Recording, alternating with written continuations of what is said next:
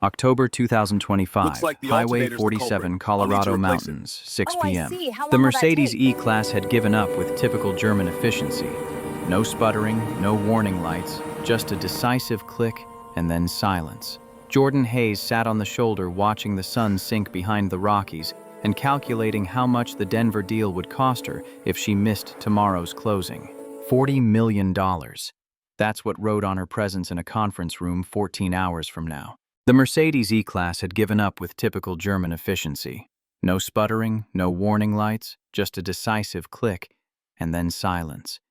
Jordan Hayes sat on the shoulder of Highway 47, watching the sun sink behind the Rockies, and calculating how much the Denver deal would cost her if she missed tomorrow's closing.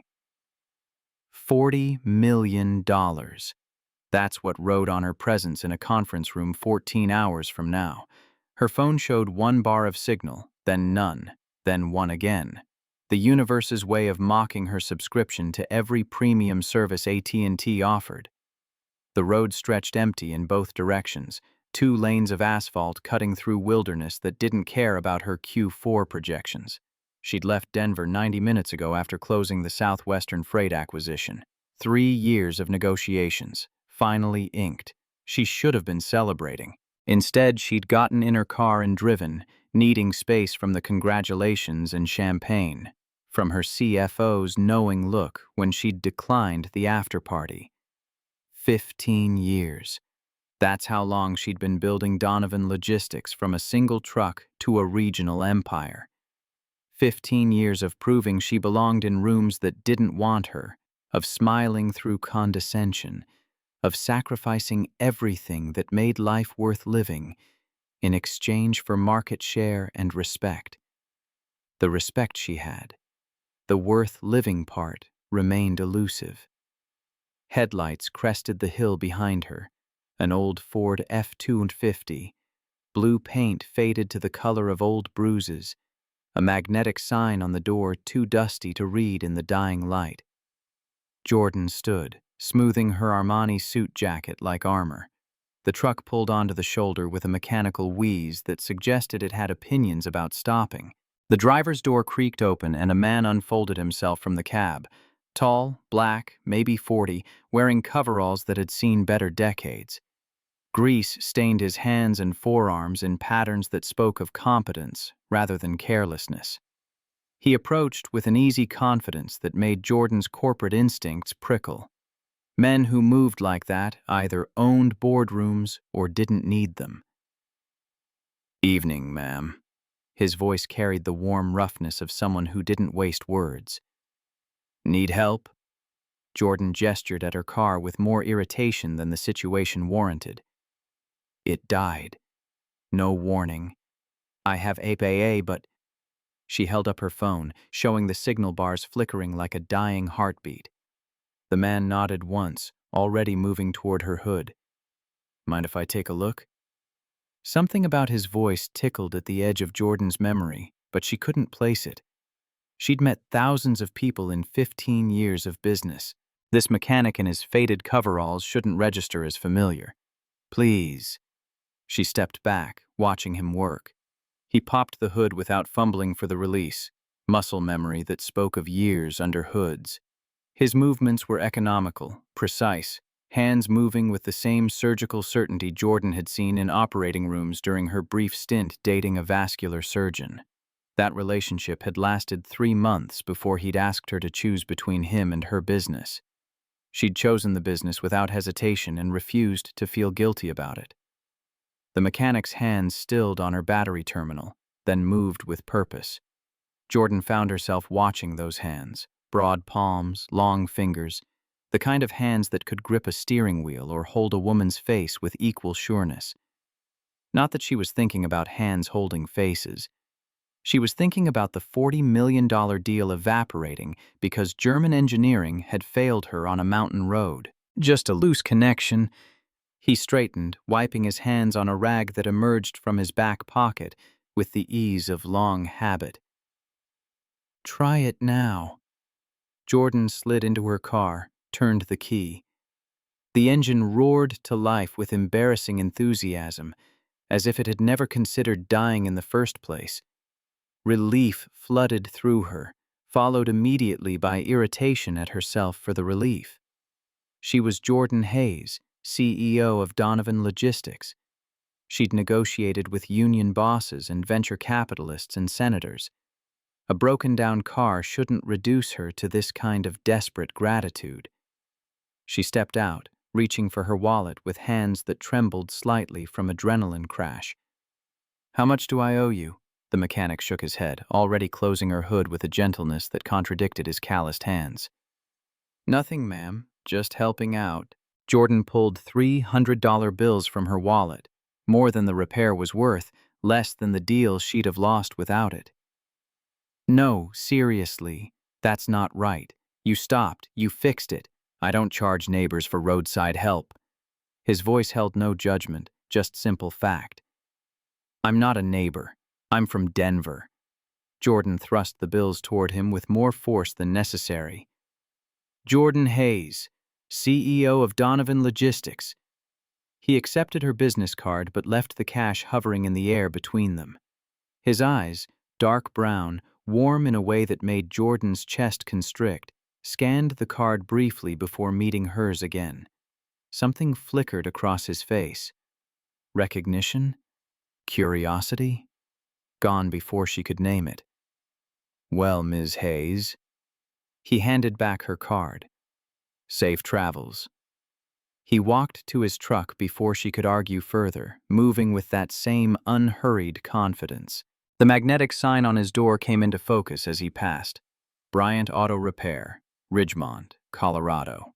Jordan stood on the shoulder holding $300 and a business card that felt suddenly heavier than it should, watching his taillights disappear around the curve. The valley had gone dark while he'd worked, stars emerging in that aggressive way they did at altitude. Something about his voice, the way he'd moved, the warmth in his eyes when he'd smiled. She'd met him before. She was certain of it. The certainty followed her all the way back to Denver, through the closing meeting the next morning, which went perfectly, thank you German engineering, and into her penthouse that evening. 43rd floor, floor-to-ceiling windows overlooking a city that looked beautiful from this height, sterile from this distance.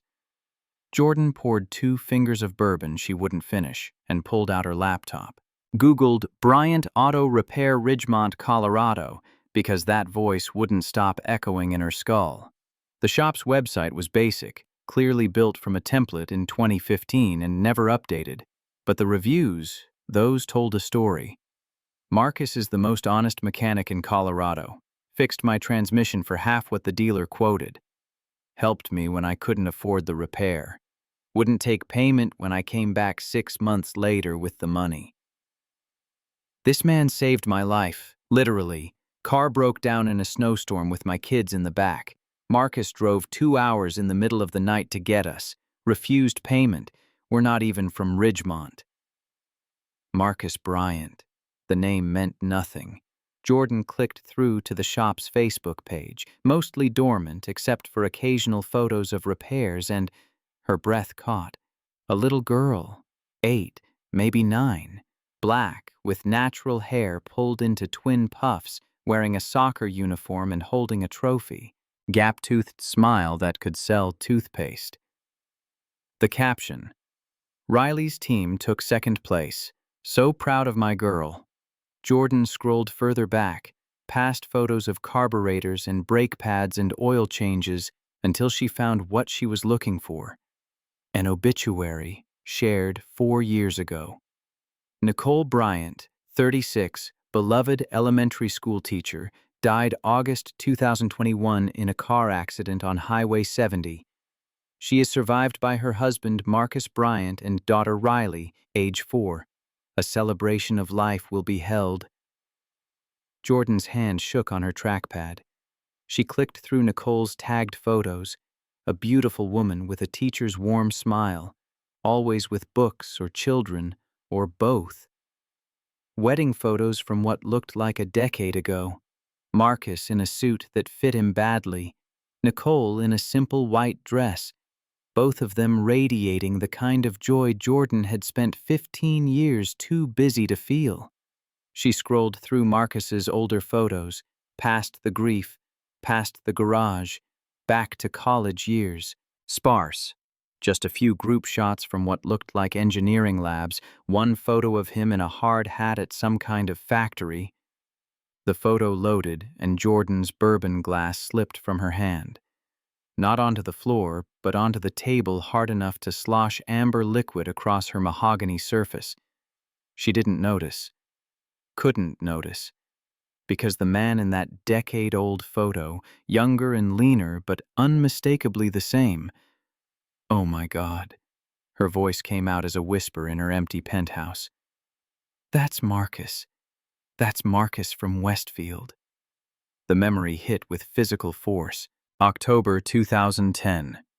Westfield University, Pennsylvania. Jordan Miller. That's what she'd been called then. Before she'd taken her father's name Hayes and buried Miller along with everything else from her past. Walked across campus at 11:15 on a Tuesday night. The library had kicked everyone out at 11. She had a paper due in 48 hours and 3 hours of sleep in the last 2 days. The path to her dorm cut through the quad, empty at this hour except for, "Hey, where are you going?" 3 of them, frat letters on their jackets. Drunk enough to think blocking her path was funny, Jordan froze, not with fear exactly, more with the exhausted calculation of someone who'd spent 23 years learning which battles to fight. "Come on, baby, just talk to us. You too good for us?" The tallest one, blonde, quarterback build, stepped closer. His friends laughed like he'd said something clever. Jordan's hand tightened on her backpack strap. She had pepper spray somewhere in there, if she could reach it without them noticing. "Gentlemen," the voice came from behind the frat boys. Calm, almost conversational, but something in it made all 3 turn. A young man materialized from the darkness. Black, maybe 25, wearing an engineering department hoodie and carrying a battered laptop bag. Not huge, but solid. The kind of solid that came from real work, not weight rooms. "The lady wants to pass." The quarterback bristled. "Who the hell are you?" "Tired." The young man didn't raise his voice. "Had a long day. Looking forward to sleep. So let's all just take a breath and head our separate ways." Something in his tone, not threat, not quite, made the drunk boys recalculate. Maybe the steadiness in his stance. Maybe the fact that he'd positioned himself between them and the campus police station 2 buildings over. The quarterback spat something uncreative and crude, but he moved. His friends followed, their laughter already twisting the encounter into a story where they'd chosen to leave rather than been dismissed. Jordan released the breath she'd been holding. "Thank you." Her voice shook more than she wanted it to. "They were just drunk. Probably harmless, but you shouldn't have to calculate probabilities at 11 at night." He smiled, and something in Jordan's chest unknotted. "I'm Marcus. Bryant. Engineering. Jordan Miller. Business. And thank you. Really." They stood in the quad for a moment, the October air cold enough to see their breath. Marcus gestured toward the dorms. "Which building? I'll walk you." Jordan should have said no, should have thanked him again and handled herself. But something about the way he'd said, "the lady wants to pass," not girl, not sweetheart, not any of the diminutives she'd spent her life deflecting, made her nod. They walked in silence for maybe 30 seconds before Marcus spoke again. "You're in Morrison's business strategy class, Tuesdays and Thursdays." Jordan glanced at him, surprised. "How did you—" "I'm in his physics class. Same lecture hall, hour before yours. I've seen you coming in as I'm leaving." He smiled again, that same warmth. "You always look like you're going to war." "Business school is war." The words came out sharper than Jordan intended. "Sorry, it's just, I'm on scholarship, full ride. If I lose it—" She stopped herself. She didn't talk about this, Didn't talk about her mother or the drinking or the eviction notices or why a full scholarship was the difference between college and the life she'd escaped. Marcus nodded like she'd said all of it anyway. My mom got sick. He said it quietly, matter of fact. Cancer. Stage 4 lung. Dad died 2 years ago. So I'm here on loans I'll probably never pay off, working 3 jobs, trying to finish my engineering degree before the money runs out, or she does. Jordan stopped walking. I'm sorry. That's... God, I'm complaining about stress when you're dealing with... Doesn't work like that. Marcus's voice stayed gentle. Your stress doesn't cancel mine. We're all just doing our best with what we've got. They reached Jordan's dorm building. She should have said goodnight. Should have thanked him one more time and gone inside to finish her paper. Instead, she heard herself say, Do you want to sit? Just for a minute? They sat on the concrete steps. 1 minute became an hour. An hour became 3. By the time the sun started graying the eastern sky, Jordan knew that Marcus wanted to start his own engineering consulting firm someday. Help communities build infrastructure they couldn't afford. Use his degree to make things better rather than just profitable. Marcus knew that Jordan wanted to build a business from nothing. Prove that someone from her background, broken home, alcoholic mother, food stamps, and hand-me-downs, could create something that mattered. Could be somebody. That's the dream, Jordan had said, watching dawn paint the sky. Build something so big, so successful, that nobody can ever tell me I don't belong again. Marcus had looked at her with those warm brown eyes and said something Jordan would spend the next 15 years trying to live up to. You already belong. You just have to believe it yourself. Then he'd kissed her. Soft. Careful. Like she was something precious that might break if he wasn't gentle. Jordan had never been kissed like that. Like she mattered beyond what she could provide. Can I see you again? Marcus's voice had roughness in it that sent heat through her. Tomorrow, same place. But tomorrow never came. 1 week later, Marcus Bryant vanished from Westfield University like smoke. Jordan had searched, asked his roommate, his professors, anyone who might know. Finally learned through a friend of a friend that his mother's cancer had accelerated. Months had turned to weeks. Marcus had withdrawn, gone home to Cleveland, taken a job at Boeing to pay for hospice care. No forwarding address, no phone number, no social media that Jordan could find. Gone. Present day. Denver penthouse. Jordan stared at her laptop screen, at the face that had haunted her for 15 years. Now older and weathered, but unmistakably the same. Marcus Bryant, the man who'd saved her from drunk frat boys, who'd talked to her about dreams until sunrise, who'd kissed her like she was worth the careful handling. And he'd just fixed her car on a mountain road without recognizing her at all. Jordan looked at her reflection in the darkened window. Blonde hair where there'd been brown. Contact lenses where there'd been wire-rimmed glasses. 40 pounds lighter after 15 years of expensive trainers and stricter discipline.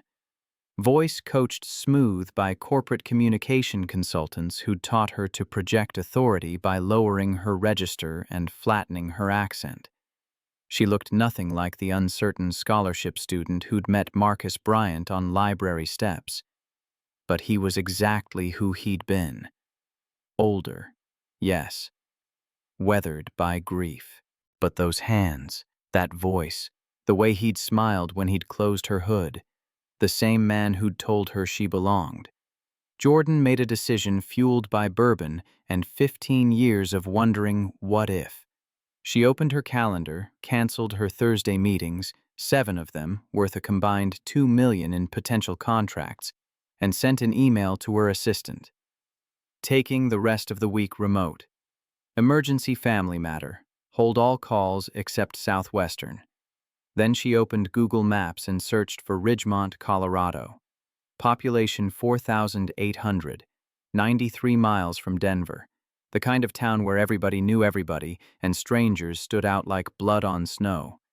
She booked a cabin on Airbnb, the only rental available, a one-bedroom on the edge of town, and started packing before she could talk herself out of it.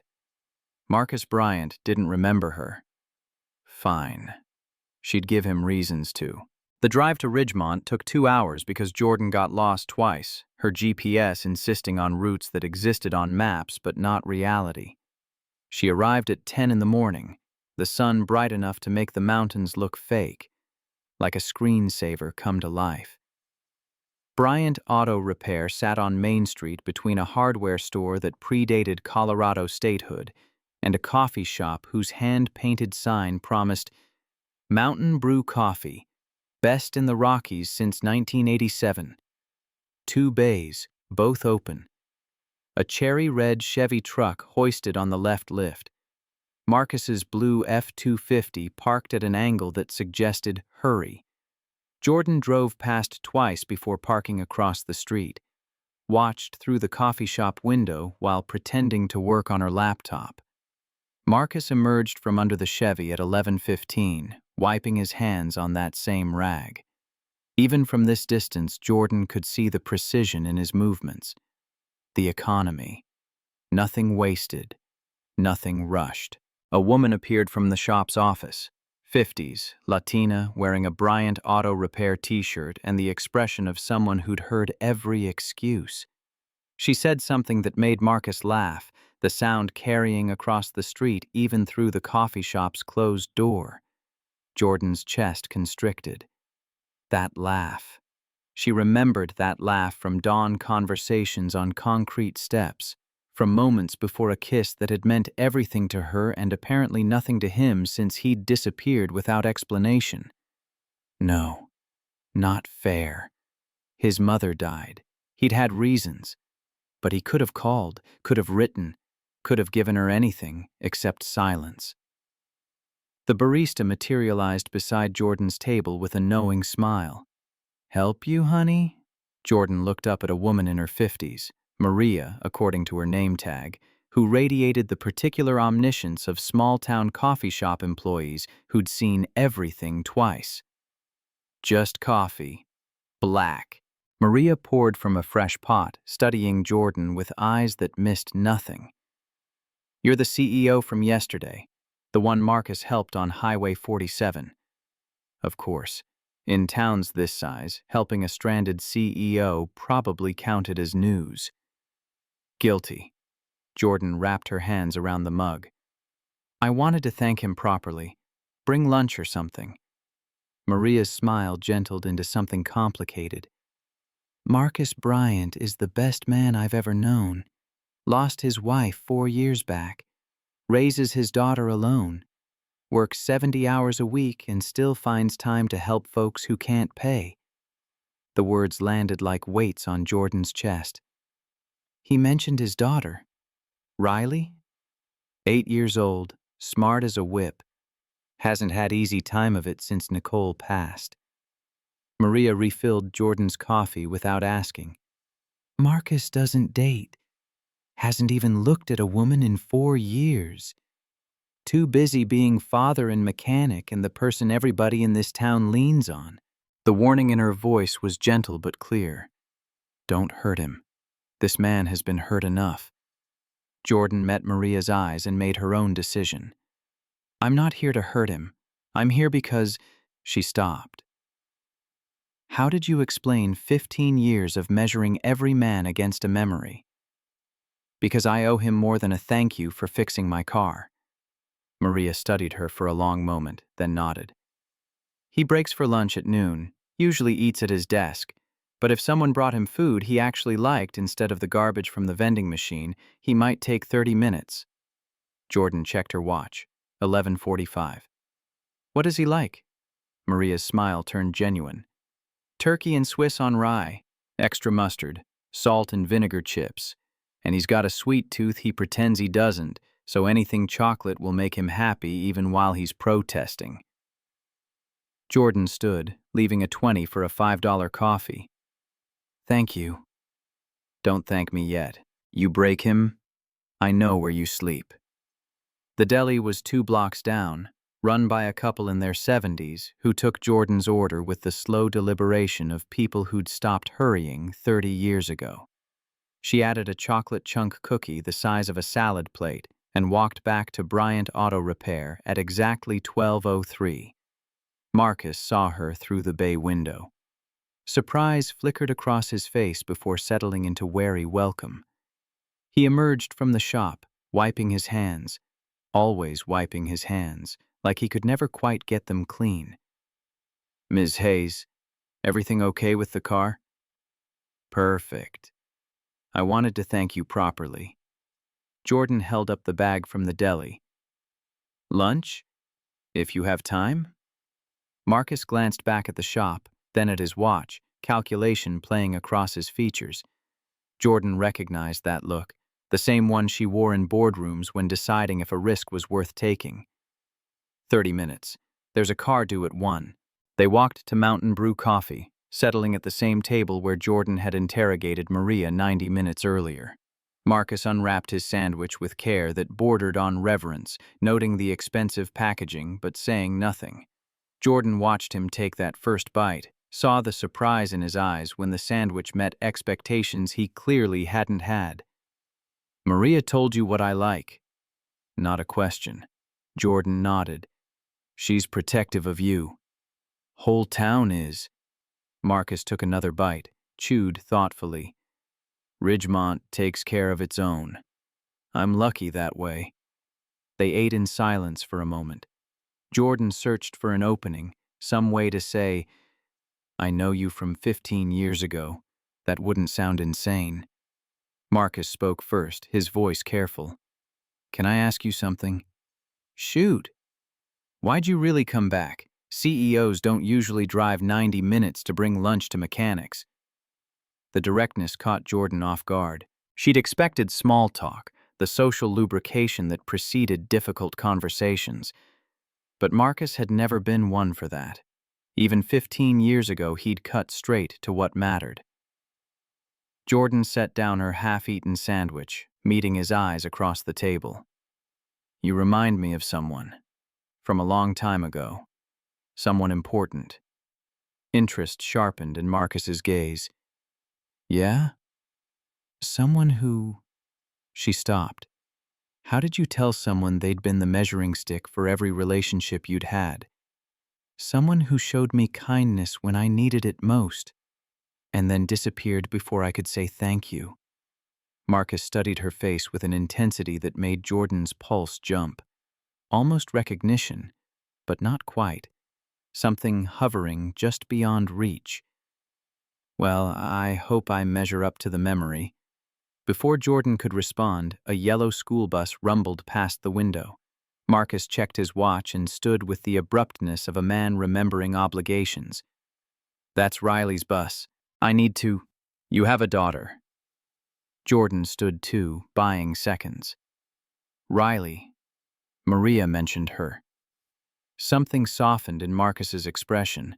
Transformation from wary mechanic to proud father, instant and complete. Riley, 8 years old, smart enough to scare me. Science fair this Friday if... He caught himself, face shifting to something like embarrassment. Sorry. You're busy. You don't need to hear about elementary school science projects. Jordan made a decision that would alter the trajectory of 6 months. I'd like to hear about it, see it, if that's okay. Marcus stared at her, surprise and confusion and something else. Hope, maybe, or the ghost of it, playing across his features. It's at Ridgemont Elementary. Friday night at 6. Project's about friction energy generation. Way above my pay grade, but Riley loves it. I'll be there. The promise hung between them. Marcus nodded slowly, then gathered his sandwich wrapper and stood. Thank you for lunch. Really, it was nice. He left before Jordan could find more words. She watched him cross Main Street with that same economical stride, disappearing into his shop like a man with 1,000 things demanding attention. Her phone buzzed. Her CFO with a question about the Southwestern acquisition that would take 3 seconds to answer. Jordan typed a response, then looked at the calendar notification for Friday. Board dinner in Denver, 7 figures worth of networking with potential investors. The kind of event she never missed because missing it meant weakness, meant her competitors smelled blood. Jordan canceled it with 2 taps and a text to her CFO. Handle the board dinner. I have something more important. Friday evening, Ridgemont Elementary. Jordan arrived at 5:45, early enough to feel awkward, but late enough that setup was complete. The gymnasium had been transformed into a showcase of juvenile scientific ambition, poster boards and baking soda volcanoes and what looked like a working model of the solar system that spun when you cranked a handle. She spotted Riley's table in the back corner before she saw Riley.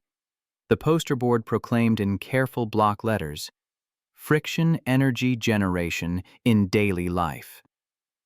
Below the title, diagrams explained the concept with a clarity that suggested help from someone who actually understood engineering principles.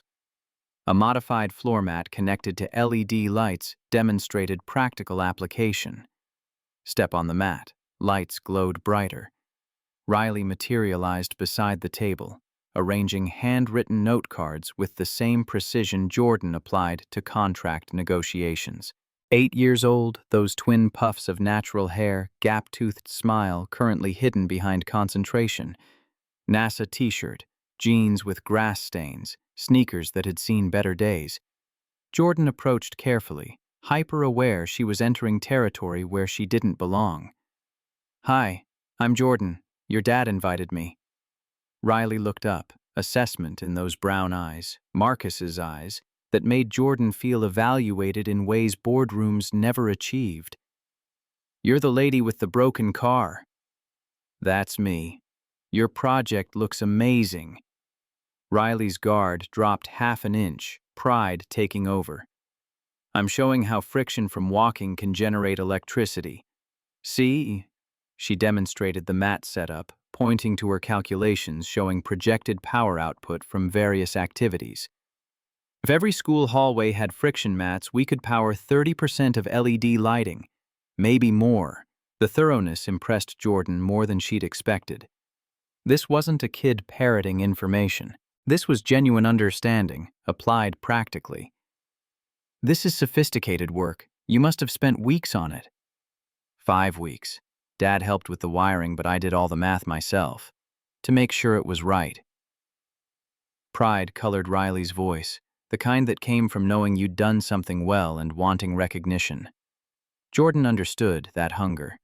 She'd lived on it for 15 years. Before she could respond, the poster board support began tilting backward.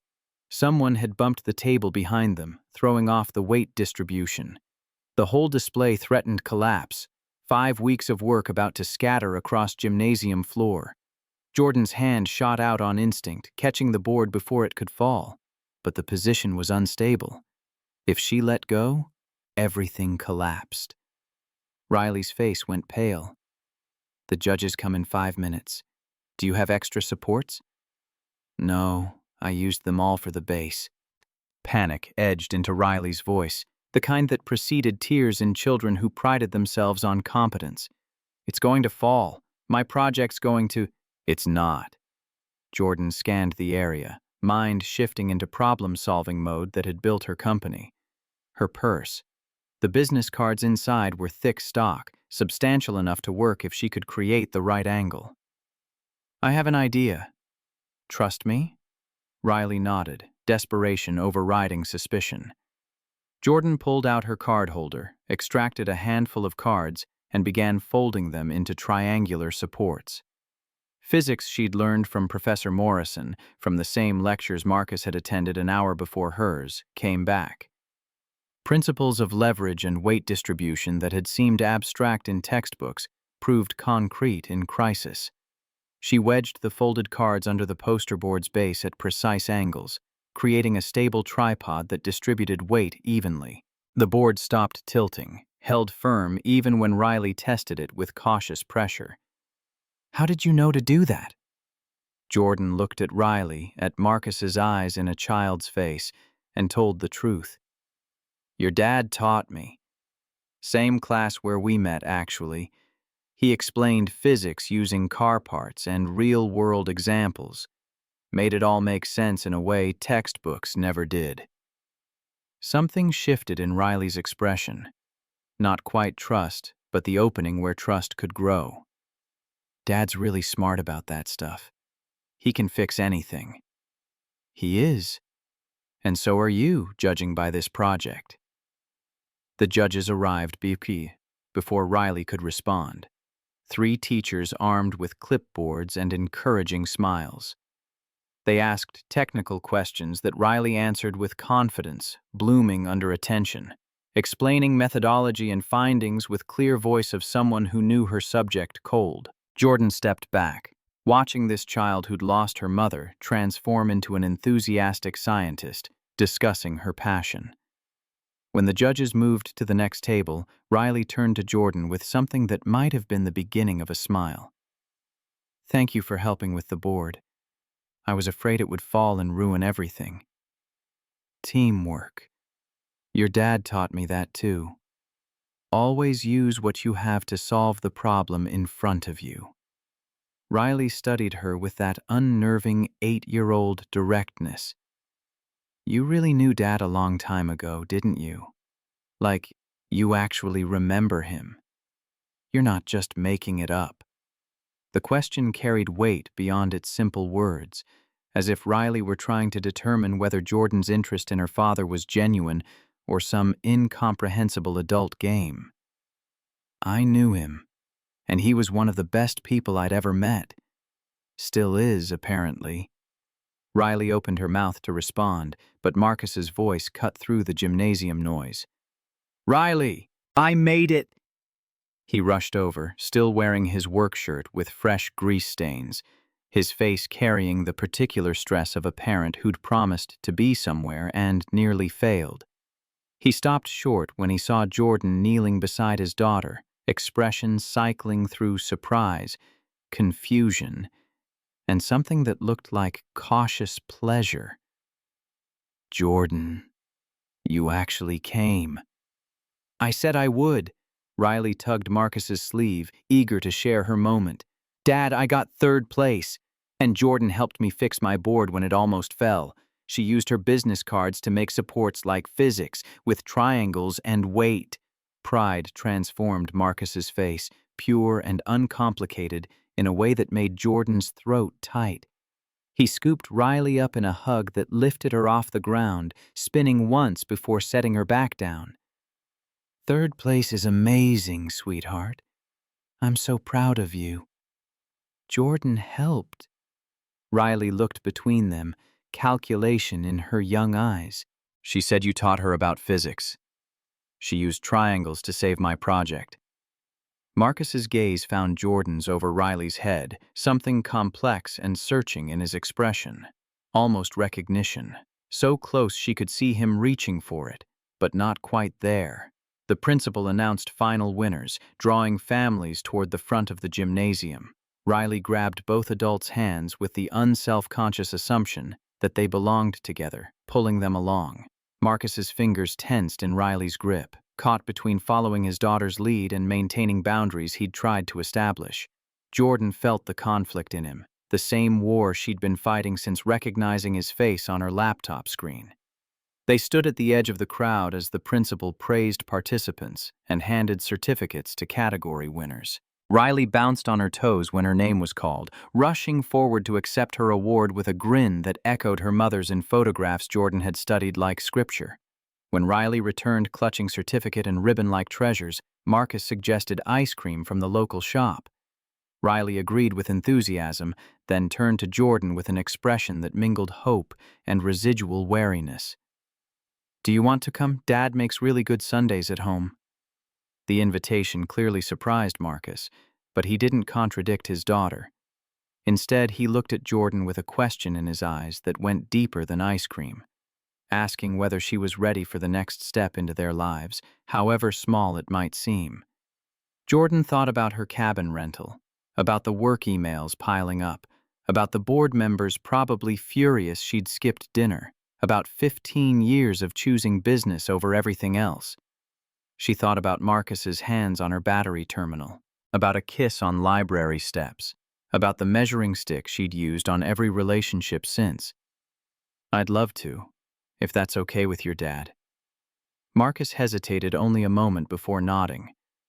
"Yeah, that's okay. More than okay, actually." They walked to the parking lot together, Riley chattering about her project and other displays she'd seen, her natural enthusiasm breaking through protective shells she'd worn earlier. Marcus's truck was parked beside Jordan's rental sedan, the contrast between them almost comical. $40,000 BMW next to a truck held together by faith and welding. Riley climbed into Marcus's back seat with automatic movements of routine. Marcus paused before getting in, meeting Jordan's eyes across his truck bed. "Follow us. It's about 10 minutes if you don't get stuck behind the mail truck." His directions were simple, but his voice carried undercurrents of significance. He was inviting her into his home, into the life he'd built without her. Both of them understood this meant something beyond dessert. Jordan followed his taillights through Ridgemont's evening streets, past hardware stores and churches, and a combination barbershop-bait shop that suggested the town's priorities.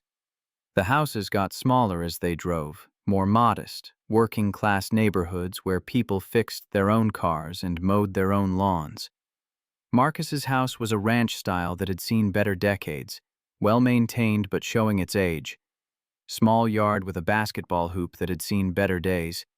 Riley's bicycle leaning against the garage door. Nothing fancy. Nothing designed to impress. Just a place where a man was raising his daughter and trying to keep going, despite grief. Jordan parked behind Marcus's truck, hands shaking on the steering wheel hard enough that she had to grip it tighter to make them stop. She was about to walk into Marcus Bryant's house, about to meet his life, about to discover if the man who'd told her she belonged 15 years ago could still recognize her when she'd spent those 15 years becoming someone else entirely. Riley led the way inside, dropping her backpack by the door and heading straight for the kitchen with the confidence of someone on home territory. Jordan stepped through the entrance more carefully, taking in details that told stories without words. Photos on the wall chronicled Riley's growth from infant to present. Many included a beautiful black woman with warm brown eyes who must have been Nicole. The furniture was comfortable but worn, chosen for durability over style. Everything spoke of a life built on modest means and strong foundations, priorities that had nothing to do with impressing visitors. Jordan's penthouse in Denver cost more per month than this house probably cost to buy. But standing in Marcus Bryant's living room, she understood with sudden clarity which space felt more like home. Riley directed ice cream operations with the authority of a general commanding troops.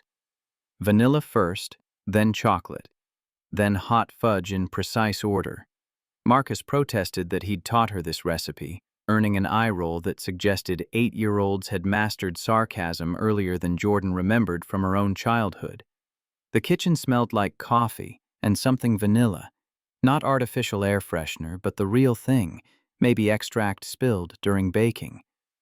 Photographs covered the refrigerator in layers, held by magnets advertising local businesses. Riley at various ages, Nicole in classroom settings surrounded by students. A wedding photo, Marcus and Nicole young and radiant, before grief had etched lines around his eyes. Jordan accepted her sundae with hands that wanted to shake, sat at the kitchen table while Riley finished hers in approximately 90 seconds, chocolate smeared at the corner of her mouth in a way that made her look younger than 8. "Can I watch a show before bed, Dad?" Marcus checked his watch. Parent math calculating screen time versus bedtime routines. One episode, then teeth brushing and pajamas. Riley scampered off to the living room, leaving Jordan alone with Marcus in a kitchen that suddenly felt smaller. He stood to clear bowls with the automatic efficiency of single-parent life. not asking if Jordan wanted to stay or go. She stood anyway, gathering her own bowl, their hands brushed, reaching for the same spoon. The contact sent electricity up Jordan's arm sharp enough to make her breath catch.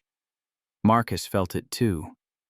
His hands stilled on the dish soap bottle, knuckles whitening before he forced them to relax. You don't have to help.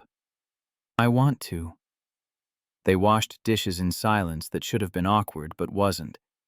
Jordan dried while Marcus washed, falling into rhythm that felt practiced despite being their first time.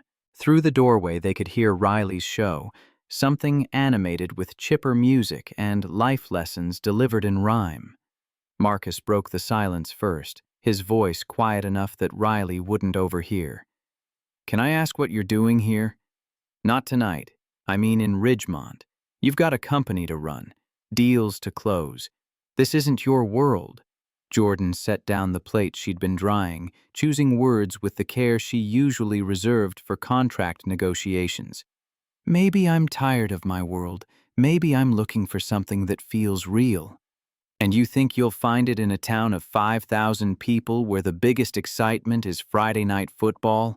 There was no judgment in his voice. Just genuine curiosity mixed with something that sounded like self-deprecation. I think I already found it, 15 years ago, and then I lost it. And maybe... She stopped herself. Too much, too soon. Maybe I'm just tired of being lonely in a city of millions. Marcus turned off the water, dried his hands on a towel that had seen too many washes. When he looked at her, really looked, Jordan felt exposed in ways boardrooms never achieved. Loneliness, I understand. But Jordan, Ms. Hayes, we barely know each other. You helped my daughter tonight and I'm grateful, but building something real takes more than gratitude and good intentions.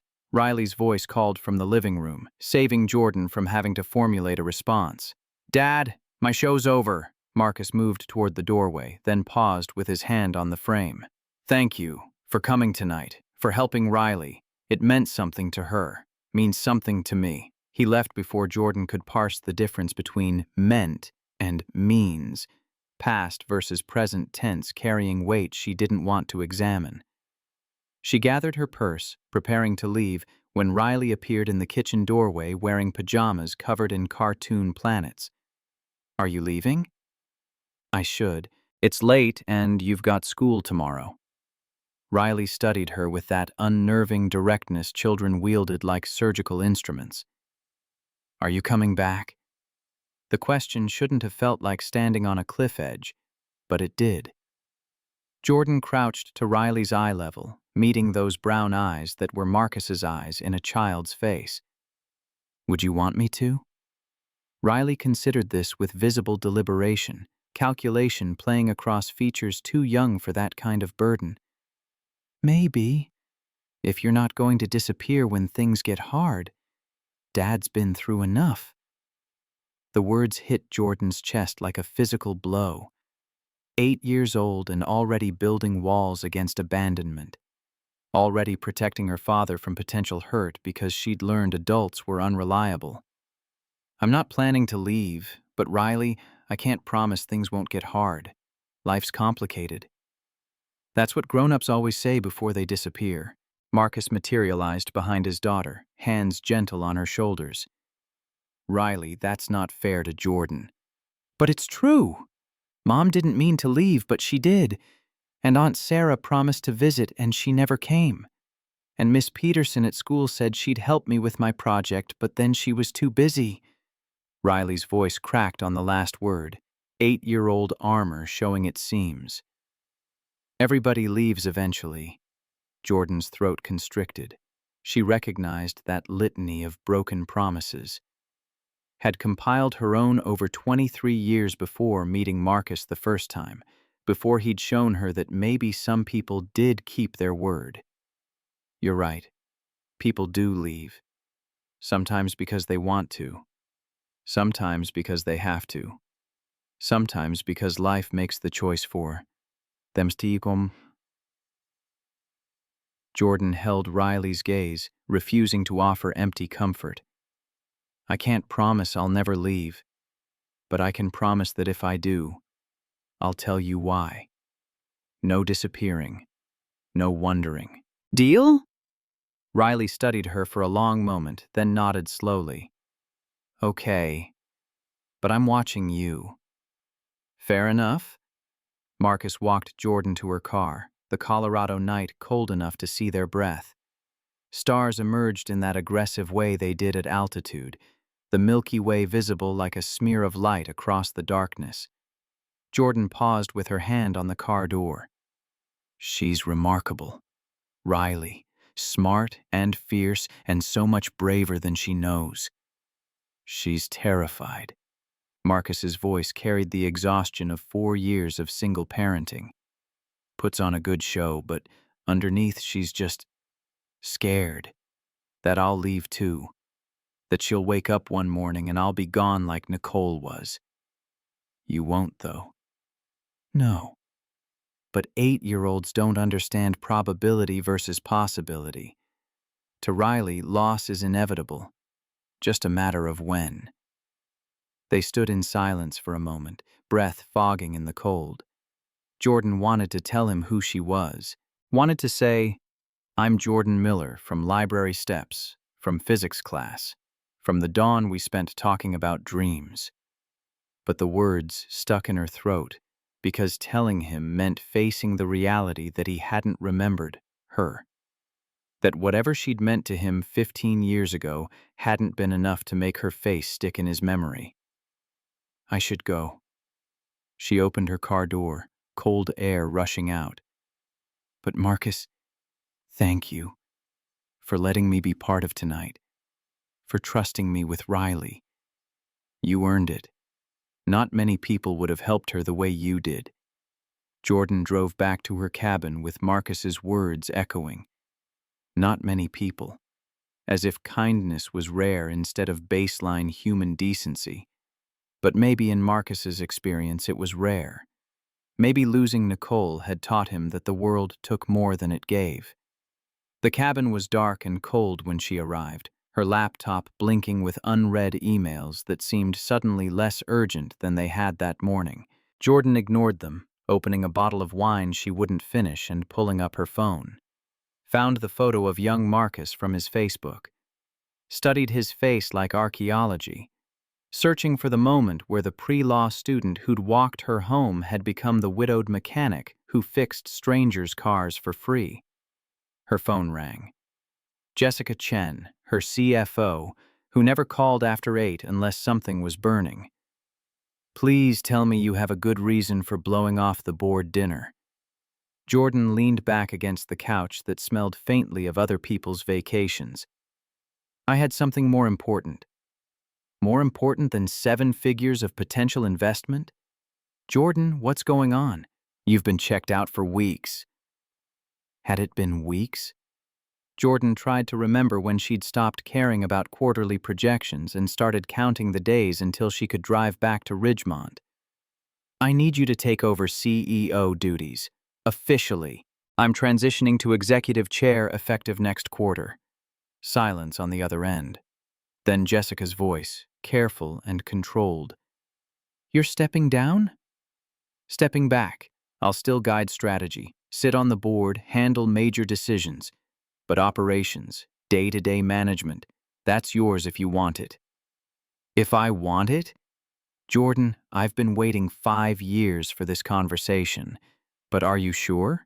You built Donovan Logistics from nothing. Jordan looked around the cabin that wasn't hers, thought about the house she'd just left that felt more like home than her penthouse ever had. I'm sure. I spent 15 years building something to prove I belonged, and I forgot to build a life worth belonging to. They talked for another hour, Jessica asking questions about logistics and handoff schedules, Jordan providing answers while her mind wandered to chocolate sundaes and 8-year-olds with gap-toothed smiles. When they finally hung up, Jordan felt lighter than she had in years, also more terrified. She was dismantling her empire for a man who didn't remember her and a child who expected her to leave. Smart business decisions had built her company. This felt like the opposite of smart. But sitting alone in a rental cabin while her CFO drafted press releases about leadership transitions, Jordan understood something she'd spent 15 years avoiding. Smart and right weren't always the same thing. The next 6 weeks blurred into a pattern that felt dangerously close to belonging.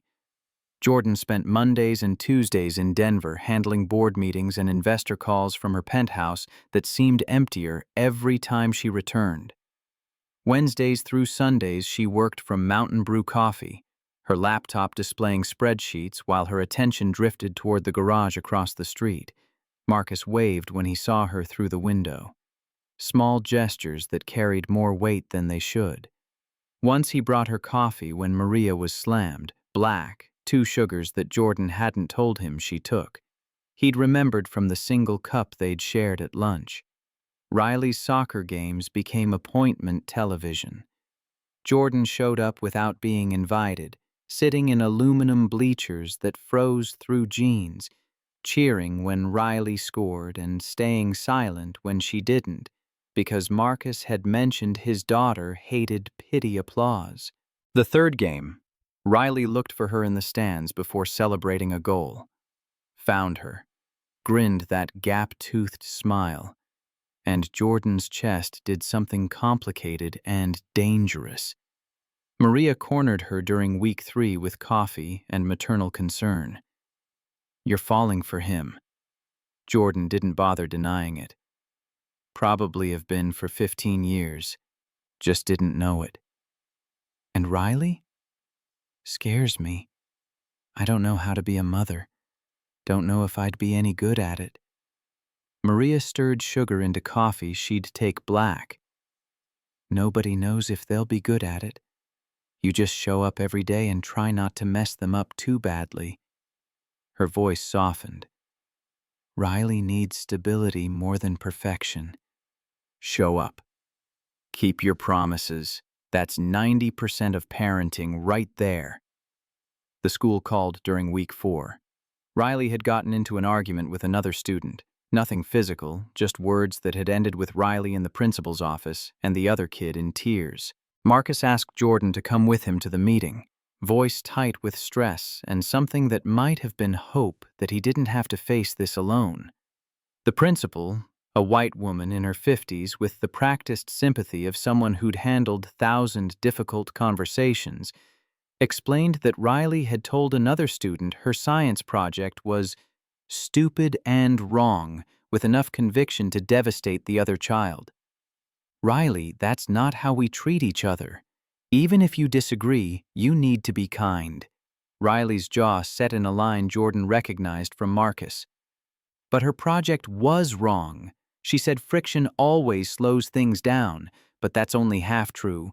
Friction also lets us walk without slipping and generates heat and can produce electricity. Her project ignored all the good parts of friction." The principal looked at Marcus with weary patience. "Mr. Bryant, while Riley's scientific accuracy is commendable, her delivery needs work." Marcus opened his mouth, probably to apologize and promise better, when Jordan heard herself speak. "With respect, Principal Walsh, if we penalize kids for being technically correct, we're teaching them that politeness matters more than truth. Maybe the lesson here is how to deliver accurate information without cruelty, not to suppress the accuracy." The principal's expression shifted from weary to annoyed. Marcus's hand found Jordan's under the table, squeezed once in what might have been gratitude or warning. They left with Riley unpunished but strongly encouraged to work on her interpersonal skills. In Marcus's truck, Jordan's rental had a flat tire, convenient excuse for proximity. Riley spoke from the back seat. "Thank you for sticking up for me. Dad would have just apologized and promised I'd be nicer." Marcus's hands tightened on the steering wheel. "I would have apologized because sometimes being part of a community means smoothing edges even when you're right." But Jordan said, "Jordan doesn't live here full time. She doesn't have to navigate the politics of small towns where everyone knows everyone and grudges last generations." The words weren't cruel, but they landed like weights. Jordan felt the distance they created, Her presence helpful but temporary, her advocacy appreciated but ultimately uninformed by the realities Marcus navigated daily. That night, after Riley went to bed, Marcus apologized on his porch while Jordan tried to figure out if she should stay or go. "I didn't mean to. You were right to defend Riley. You're protecting her from consequences I don't understand. I get it." Jordan wrapped her jacket tighter against November cold. "I'm an outsider playing at belonging. You live here. You know how this works." "That's not what I meant. But it's true. I show up, disrupt your carefully balanced life, and assume my presence helps more than it complicates." Marcus moved closer, close enough that she could smell motor oil and coffee and something underneath. That was just him. "Your presence helps, more than I want to admit, because admitting it means acknowledging how much I've been just going through motions for 4 years. His voice dropped to something raw. "I look forward to Wednesday mornings because that's when you come back from Denver. I make excuses to walk past the coffee shop. Riley asks about you every night before bed. Not if you're coming back, when. We're getting attached, and that terrifies me because I don't know what you want from this. From us." Jordan's breath crystallized in the cold air between them. "I want everything. You, Riley, this life that feels more real than anything I built in 15 years. I don't know. That's honest. I'm figuring it out as I go and probably making a mess of it."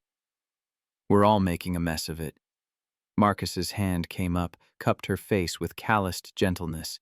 "But maybe we can make a mess of it together." He kissed her then. Not like 15 years ago on library steps. That had been careful and exploratory, first kiss tentative. This was neither. This was a widower remembering what want felt like, a CEO discovering that control was overrated, two people who'd been lonely too long finding momentary reprieve. They broke apart when breathing became necessary. Marcus's forehead rested against hers, both of them shaking from cold or adrenaline or the terrifying realization that they'd crossed a line that couldn't be uncrossed. "I should go." Jordan's voice came out steadier than she felt. "Riley's inside. It's too fast." Marcus didn't step back, but also 15 years too slow, depending how you count. Jordan drove to her cabin with lips that tasted like Marcus and a chest that felt simultaneously too full and completely hollow. Opened her laptop to quarterly reports that suddenly seemed less important than the question of whether she'd just made the best or worst decision of her life. Her phone buzzed, text from Marcus. "Thank you for defending Riley today, and for understanding why I had to complicate it." Jordan typed and deleted 3 responses before settling on, "Anytime. That's what people who care do." 3 dots appeared, disappeared, appeared again, then, "Are we doing this? Actually trying to build something?"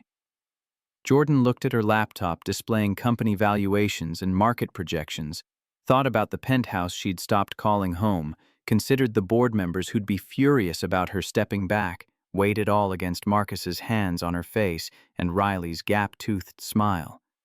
Typed, "I want to. If you'll let me." Marcus's response came immediately. "Yes. Let's figure it out together." Week 5 brought Thanksgiving. Jordan flew to Denver Wednesday morning for board meetings she'd rescheduled twice already. Sat through presentations about Q4 projections while her mind wandered to whether Marcus liked dark meat or white. If Riley had food allergies, what Nicole's family did for holidays. Her assistant found her staring at her phone instead of reviewing merger documents. "Ms. Hayes, the investors are waiting." Jordan looked up at Karen, 26. Brilliant. Probably being groomed to replace Jessica when Jessica replaced Jordan. The circular nature of corporate succession suddenly depressing. "Tell them I'm taking a personal day tomorrow. Cancel my Friday meetings. I'll be back Monday." "Tomorrow's Thanksgiving. You don't have Friday meetings scheduled." "Right. Good. Tell them Tell them what? That she was choosing Turkey with a mechanic over networking with venture capitalists? Tell them I have family obligations. She drove back to Ridgemont that night through weather that threatened snow, arriving at Marcus's house at 8:30 without having been invited because somewhere in the last 5 weeks she'd started thinking of his house as a place she could show up. Riley answered the door in pajamas, surprise morphing into delight. "Jordan, are you staying for Thanksgiving?" Marcus appeared behind his daughter, wearing sweatpants and an MIT hoodie that made Jordan's breath catch because MIT meant engineering, meant the past Marcus hadn't shared. "I don't want to intrude. I wanted to see you both, before tomorrow." "Tomorrow you'll see us anyway. Riley invited you 3 weeks ago." "She did?" Riley rolled her eyes with 8-year-old exasperation. "I told you at my soccer game. You said you'd come if your work schedule allowed." Jordan vaguely remembered that conversation, distracted by Riley's grass-stained knees and Marcus watching from the sidelines with pride written across his face. "My schedule allows." Marcus stepped back, letting her in from the cold. "We're doing nothing fancy, just turkey and whatever sides I can manage without burning. Maria's bringing her family. Her kids are grown, but she claims we need supervision." His smile took the edge off. "One more won't strain the table." They stood in his entryway, the house warm and smelling like cinnamon, Riley already retreating toward whatever show she'd been watching, leaving the adults to navigate unspoken questions about what Jordan's presence meant.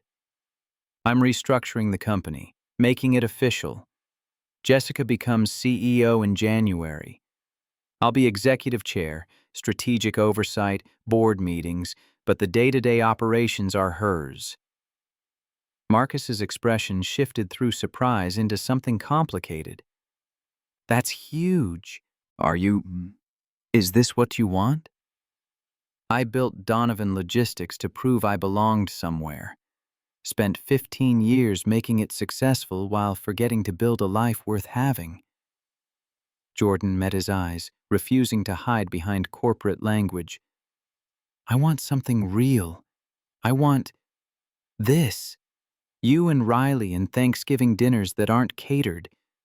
If you'll have me." "Jordan." Marcus's voice carried weight she couldn't parse. "You're changing your entire life for... We've known each other 6 weeks. What if this doesn't work? What if you wake up in 6 months and realize you gave up your company for a relationship that couldn't survive? At some point, I have to either commit to building something new or accept I'm going to be lonely forever." Understanding flickered across Marcus's face, quick and gone before Jordan could name it. "Who was he? The person you've been measuring everyone against?" Jordan's throat constricted. The moment where she could tell the truth, admit who she'd been, explain that he was the measuring stick because he'd shown her what kindness looked like when she'd needed it most. Riley's voice called from the living room, breaking the moment. "Dad, the commercial break's over!" Marcus looked torn between daughter and conversation, then made the choice Jordan had watched him make 100 times. Riley first, everything else second. "Stay. Watch the show with us. We'll talk later." They didn't talk later. They watched animated movies about talking animals learning life lessons, Riley wedged between them on a couch that had seen better years, her head eventually drooping onto Jordan's shoulder with the trust of children who'd decided someone was safe. Jordan sat frozen, terrified of moving and waking her, aware of Marcus watching them with an expression she couldn't read. When Riley finally went to bed, Jordan should have left. Should have gone back to her cabin and processed the fact that she'd just felt more like family in Marcus Bryant's living room than she'd ever felt in her own penthouse. Instead, she stayed on the couch while Marcus cleaned up, too exhausted to move, too overwhelmed to speak. He returned with 2 beers, domestic, nothing craft or imported, and sat beside her with the careful distance of someone aware they'd almost crossed lines earlier. "Thank you for staying. Riley, she doesn't usually fall asleep on people. Doesn't trust that easily." She's testing me, seeing if I'll keep showing up.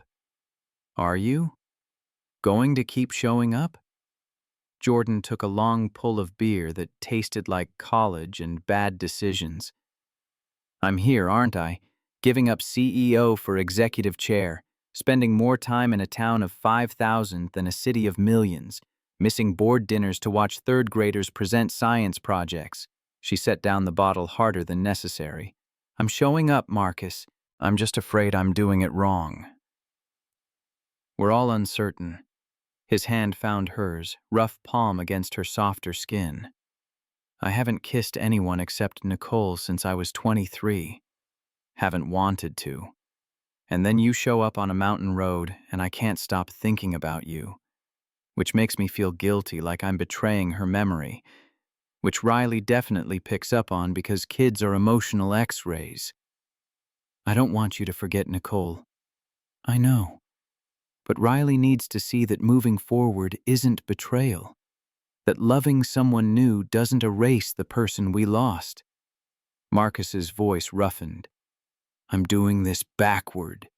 Should be taking you on dates, flowers, and dinners and getting to know each other slowly. Instead, you're in my house watching kids' movies and my daughter's asleep on your shoulder. Maybe I don't want slow. Maybe I've had 15 years of slow and careful and it got me exactly nowhere. They sat in silence for a moment, hands linked, the house settling around them with creaks that spoke of age and permanence. Stay tonight. Marcus's voice came out barely audible. Guest room. Nothing. Just stay. I don't want you driving back to that cabin alone. Jordan should have said no. Should have maintained boundaries that would protect them both when this inevitably imploded. But she was tired of should-haves and boundary maintenance and protecting herself from potential hurt. Okay. The guest room was small, clearly used for storage more than guests, boxes stacked in the corner, Riley's old toys in plastic bins. But the bed was made and the sheets were clean, and when Jordan lay down fully clothed because she hadn't brought anything to sleep in, she felt safer than she had in her own penthouse. She woke at 6 to the sounds of Marcus making breakfast, Riley's voice chattering about something that required detailed explanation involving friction coefficients. Jordan lay still, listening to the rhythm of their morning routine. Marcus patient, Riley enthusiastic, both of them navigating the dance of single-parent household with practiced ease. By the time she emerged, they'd already eaten. Marcus was at the stove starting prep for Thanksgiving dinner. Riley was watching parade coverage with the dedication of someone deeply invested in which balloon would appear next. Coffee's fresh, mugs in the cabinet to the left. Jordan poured coffee she'd take black and joined Marcus at the counter, watching him work with the same economical precision he applied to car repairs. Every movement purposeful. Nothing wasted. Need help? Can you dice onions without crying? I'm a CEO. I cry about spreadsheets, not vegetables. Marcus's laugh was warm and genuine, the sound settling something in Jordan's chest that had been vibrating at the wrong frequency for years. They worked in silence, falling into rhythm. Marcus peeling potatoes while Jordan diced, Riley providing running commentary on parade floats from the living room, domestic and ordinary and more meaningful than any board meeting Jordan had ever chaired. Maria arrived at noon with her children, 3 adults in their 30s plus grandchildren ranging from toddler to teenager, filling Marcus's small house with noise and warmth and the particular chaos of family gathering. Jordan felt simultaneously welcomed and out of place, the only person present who hadn't known Marcus and Riley for years. But Maria pulled her into kitchen duty with the authority of someone who'd decided Jordan's presence was acceptable, teaching her how Marcus liked his gravy seasoned and which dishes Riley would actually eat, versus which she'd push around her plate out of politeness. You're good for him. Maria's voice was quiet enough that only Jordan could hear. He's been existing, not living. You make him want to live again. I'm worried I'm moving too fast. Love's supposed to be terrifying, otherwise what's the point? Dinner was chaos and laughter and more food than 10 people could reasonably consume. Jordan found herself seated between Riley and Maria's grandson Carlos, 16 and sullen in the way teenagers perfected, who warmed up when she asked about his plans after high school with genuine interest instead of condescension. Riley monopolized her attention between courses, explaining her next science project involving solar energy and water purification, seeking Jordan's opinion on design elements with the assumption that Jordan would have valuable input. Your mom, Jordan, knows about business stuff, not science. Jordan's brain caught on Mom Jordan while her mouth said, Actually, I took environmental science in college. Water purification systems were part of the curriculum. Riley's eyes lit up. Really? So you could help me figure out the best filter medium? Across the table, Marcus watched them with an expression Jordan couldn't fully read. Pride, maybe? Or hope? Or fear that this wouldn't last and Riley would lose another person she'd let herself care about. After dinner, after Maria's family had departed with enough leftovers to last a week, after Riley had fallen asleep on the couch again, this time during football instead of cartoons, Marcus and Jordan did dishes in companionable silence. She called you Mom Jordan. Marcus's hands stilled in the soapy water. Earlier. Did you catch that? I caught it. That okay? I can talk to her. Explain that we're not. It's okay. Jordan dried a plate with more care than necessary. If that's what she wants to call me, I'm honored. Marcus turned to face her fully, dripping hands forgotten. Jordan, what are we doing? Really? You're upending your entire life for a mechanic in a town you barely knew 3 months ago. I'm inviting you to family dinners when we've barely kissed. Riley's calling you mom when I haven't even taken you on a proper date. Maybe we don't need proper dates. Maybe we need this. Jordan gestured at the kitchen full of dirty dishes and leftover turkey. More than we need dinner reservations and flowers. I can't give you the life you're used to. Can't afford trips to Paris or designer clothes or whatever it is CEOs do with their money. I don't want Paris. I want this. You and Riley and Thanksgiving dinners that aren't catered. I want to help with science projects and watch football I don't understand and wake up in a house that feels like home instead of a penthouse that feels like a museum. Marcus pulled her close, soapy hands on her waist, leaving damp marks on her shirt that neither of them cared about. I'm falling in love with you. Have been since you fixed Riley's science fair board with business cards and physics. And it scares me to death because I don't know what I'll do if you leave. Jordan's hands came up to frame his face, feeling the roughness of end-of-day stubble, the warmth of skin against her palms. Then I won't leave. I'll show up every day until you believe me, until Riley believes me, until this stops feeling temporary and starts feeling permanent.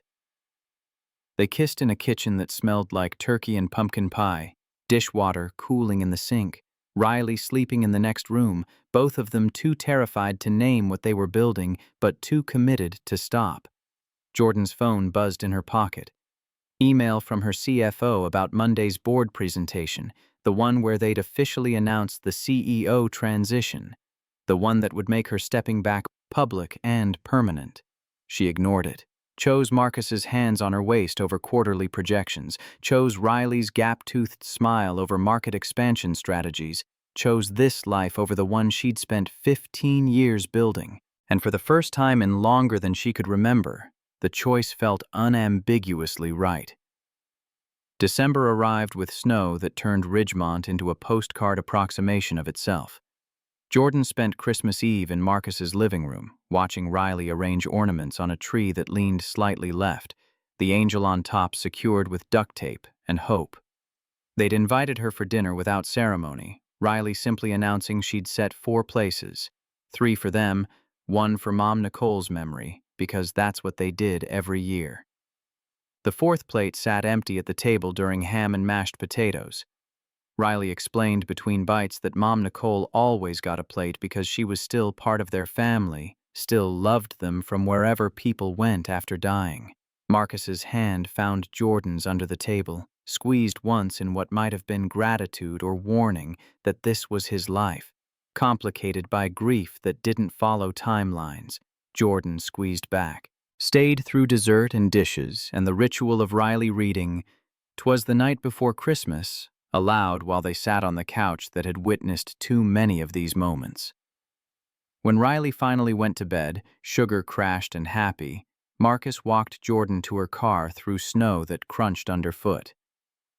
"Thank you for understanding about the plate. Some people think it's morbid." Jordan brushed snow from her windshield with the inadequate scraper she'd bought at the hardware store, learning that Colorado winters required better preparation than she'd brought from California originally. "It's not morbid. It's love that doesn't know how to stop just because someone's gone." Marcus pulled her close, his jacket smelling like wood smoke and pine needles, both of them ignoring the cold. "I need to tell you something. About why I left college. About what happened after." Jordan's breath caught. This was it. The moment where he'd explain the disappearance that had shaped 15 years of her life. Where he'd maybe remember the girl on library steps if she gave him enough context. "My mom died 6 months after diagnosis. Lung cancer took her fast once it started. I was with Boeing by then, decent salary, enough to cover hospice and funeral and the debt she'd accumulated. Thought I'd go back to school after. Finish my degree, but then..." His voice cracked. "Then I realized I didn't want to be an engineer anymore. Didn't want to spend my life in boardrooms making rich people richer. Wanted something tangible. Something real. So you became a mechanic." "Took over my uncle's shop in Cleveland. Spent 5 years learning the trade properly, not just YouTube tutorials. Met Nicole at a community barbecue. She taught 3rd grade, loved kids more than most people love anything. We got married 6 months later because when you know, you know." Jordan's chest constricted. When you know, you know. Had he known with Nicole instantly? Had he ever thought about the girl from library steps, or had that night been forgettable? One kindness among thousands he'd probably performed. "Riley came 2 years after the wedding. Best thing that ever happened to me until Nicole got pregnant again when Riley was 3. Complications. Preeclampsia that turned severe. Lost the baby at 6 months. Nicole recovered physically, but something broke inside her. Depression that medication helped but never quite fixed." Marcus's hands tightened on Jordan's waist, holding her like an anchor. "The car accident. Everyone thinks it was just bad luck. Drunk driver, wrong place, wrong time. But I wonder sometimes if she was driving too fast on purpose. If she saw that truck coming and just didn't move, didn't try to avoid it." "Marcus." Jordan's voice came out strangled. "You can't think that. You can't carry that weight." "I carry it anyway. Riley lost her mother, and I lost my wife. And some days I can't tell if I'm living or just going through motions, so Riley doesn't lose her father, too." They stood in the driveway while snow accumulated on their shoulders, Marcus's confession hanging between them like something physical and heavy.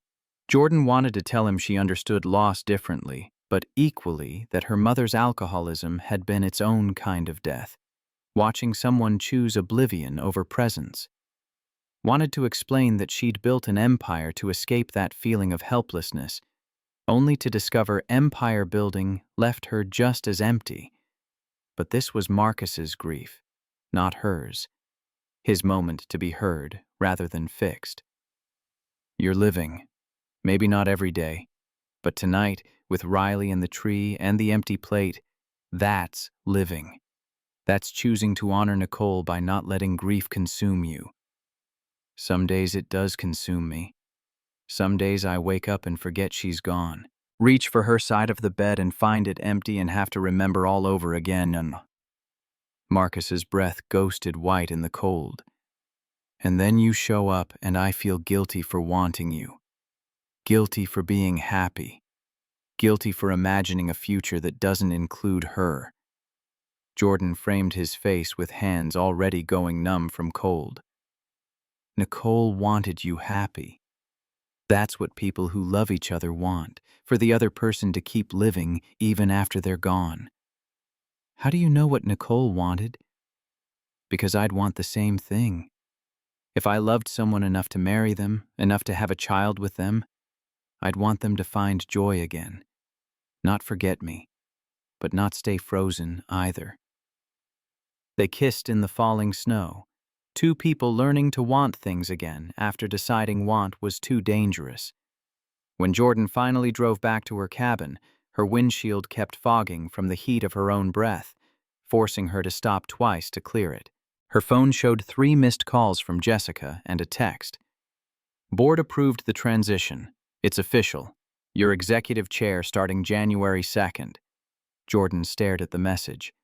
13 days. In 13 days, she'd officially step back from the company she'd built, hand operations to Jessica, who was probably more qualified anyway, commit fully to this half-life between Denver and Ridgemont. Commit to Marcus and Riley and the terrifying possibility that she might finally build something worth keeping. The school called 3 days after Christmas. Jordan was in a Denver board meeting, her last as CEO, ceremonial more than functional, when her phone buzzed with Ridgemont Elementary on the caller ID. She excused herself to the conference room's annoyance, taking the call in the hallway where her heels clicked too loud on marble floors. Ms. Hayes, this is Principal Walsh. Riley Bryant has been involved in an incident. We're trying to reach her father, but he's not answering. You're listed as an emergency contact. Jordan's stomach dropped. When had she become an emergency contact? When had Marcus added her to the forms that mattered? What kind of incident? Physical altercation. Riley punched another student. Drew blood. The Jordan Hayes who'd spent 15 years in boardrooms wanted to ask about liability and proper procedure. The Jordan who'd spent 2 months falling in love with an 8-year-old wanted to know if Riley was okay and what the other kid had done to provoke her. I'll be there in 90 minutes.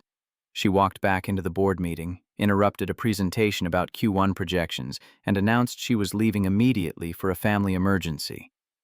Let them parse family however they wanted. Let them wonder if their soon-to-be former CEO had priorities that superseded quarterly earnings. The drive to Ridgemont took 83 minutes because Jordan broke speed limits with the confidence of someone who could afford the tickets. She found Marcus's truck already in the school parking lot, him inside the principal's office with Riley, both of them looking shell-shocked. Riley's knuckles were bandaged. Her face was set in that stubborn line Jordan had learned meant she'd done something she believed was right, even if adults disagreed. Principal Walsh started over for Jordan's benefit, explaining that Riley had punched Madison Roberts, daughter of the wealthy family Jordan vaguely remembered from the science fair, hard enough to give the girl a bloody nose. Madison's mother was threatening legal action. Riley was facing 3-day suspension minimum, possible expulsion depending on the school board's decision. Riley, what happened?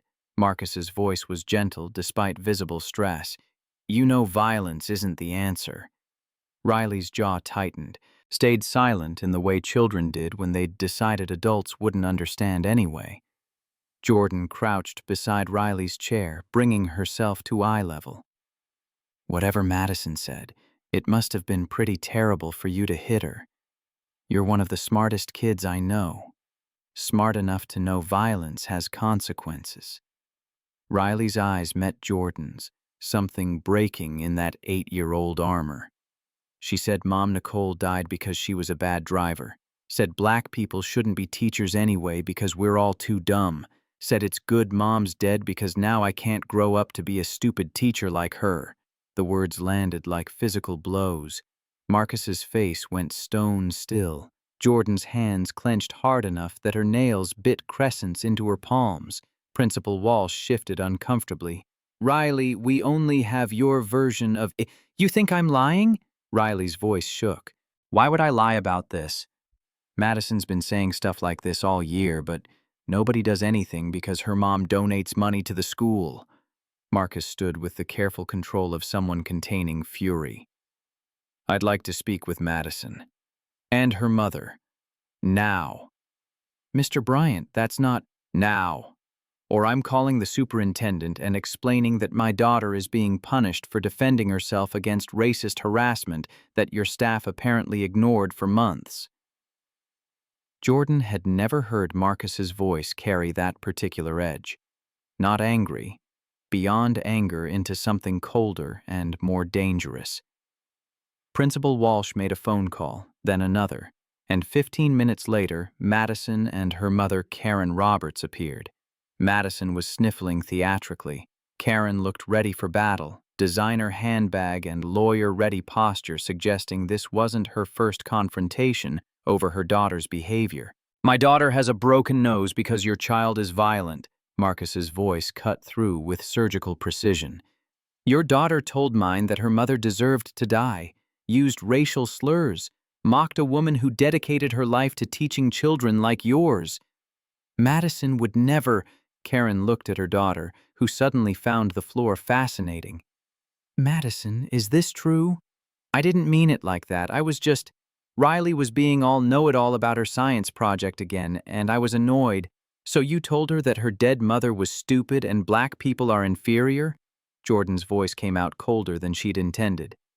"That was your response to being annoyed?" Karen's face flushed.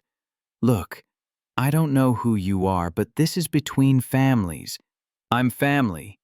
The words came out before Jordan could stop them, claiming a space she hadn't been sure was hers to claim. "And I'm also CEO of Donovan Logistics, which means I understand liability when I see it. Your daughter engaged in harassment based on race. That's a federal civil rights violation when it happens in a public school setting." Riley defended herself. Any decent lawyer would call that justifiable response to hostile environment. The threat was barely veiled. Principal Walsh looked like she wanted to disappear. Karen's lawyer-ready posture cracked. "Madison, apologize, right now." Madison mumbled something that might have been sorry, then burst into genuine tears that suggested she understood. Consequences were coming. Karen dragged her daughter from the office with whispered threats about lawyers and grounding and reputation. Principal Walsh cleared her throat. "Given the circumstances, Riley's suspension is reduced to 1 day. Madison will receive 3 days plus mandatory counseling. I apologize that we didn't address the earlier incidents more seriously." They left the school in silence. Marcus drove with hands tight on the steering wheel, jaw working like he was chewing words too dangerous to speak. Riley sat in the back seat, bandaged knuckles in her lap, tears finally starting to fall now that the adrenaline was wearing off. Jordan followed them to Marcus's house, watched him carry Riley inside despite her protests that she was too big, watched him settle her on the couch with ice for her hand and hot chocolate he probably shouldn't have given her before dinner. When Riley finally fell asleep, exhausted from emotion and sugar crash, Marcus joined Jordan in the kitchen. Stood with his back against the counter, looking more tired than she'd ever seen him. "Thank you for coming, for defending her when I was too angry to think straight. She's 8 years old and someone attacked her mother's memory. She defended Nicole the only way she knew how. I taught her better than this. Taught her to use words, not fists." Jordan moved closer, wanting to offer comfort and not knowing if she had the right. "You taught her that her mother mattered, that Nicole's memory deserves protection." Riley took that lesson to its logical conclusion. By punching another kid, by refusing to let someone diminish the woman who gave her life. That's not a failure of parenting, Marcus. That's proof you raised a daughter who knows her own worth. Marcus's laugh was broken, halfway to a sob. Nicole would have handled this better. Would have known what to say, how to help Riley process without validating violence. I'm fumbling in the dark, hoping I don't screw up this kid too badly. We're all fumbling. That's parenting. That's life. Jordan's hands found his, threading their fingers together. "But you're not fumbling alone anymore. You've got me. If you want me." "I want you." The words came out rough. "God, Jordan, I want you so much it terrifies me. Want you here every morning.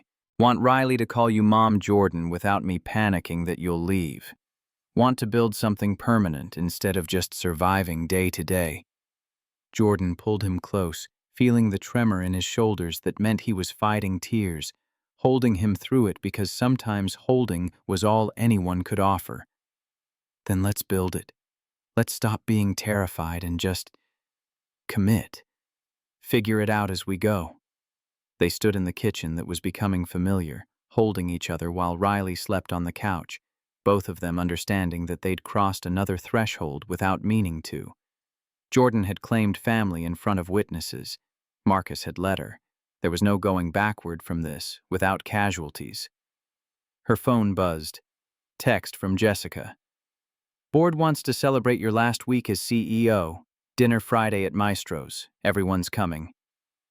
Jordan looked at the message. Friday. Riley would be back at school after her one-day suspension, probably needing extra support. Marcus would be worried about her, watching for signs of trauma or regression. They needed Jordan here, not networking with board members who'd forget her name in 6 months. She typed back, "Can't make it. Family obligation." Jessica's response came immediately. "Jordan, this is your last week. They're honoring your 15 years of building this company." Jordan looked at Marcus, at Riley sleeping with bandaged knuckles, at the life she was choosing over the one she'd spent 15 years building. Typed, "Then they can honor it without me. Some things matter more." New Year's Eve brought decisions Jordan hadn't known she needed to make. Jessica called at noon, her voice carrying stress that meant problems requiring CEO-level intervention. "Southwestern Freight is balking. Want face-to-face meetings weekly for the next 6 months. They're nervous about the transition. Need reassurance from you directly." Jordan sat in her Ridgemont cabin, looking at notes for her last board meeting Monday, feeling the weight of 15 years pressing against 2 months of something that felt more real than anything she'd built.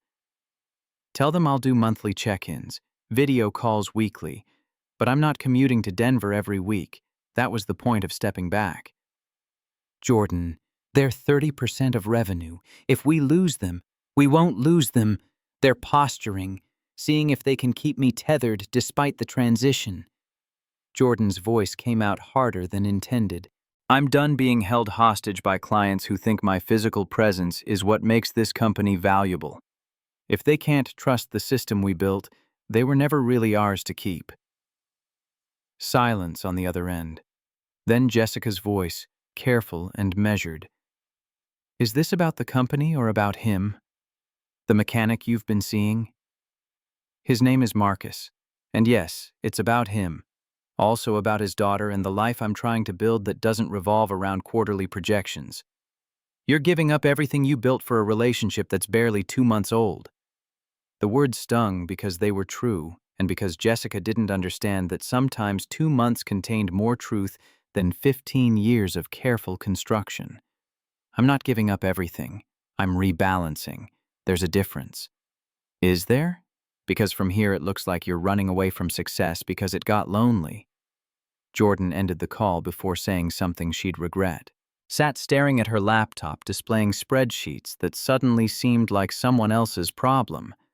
Marcus was hosting New Year's Eve at his house, small gathering, just Maria and her family, a few other mechanics from the shop. Riley staying up past bedtime to see the ball drop on television. He'd invited Jordan 3 weeks ago. Casual invitation that carried weight, neither of them acknowledged.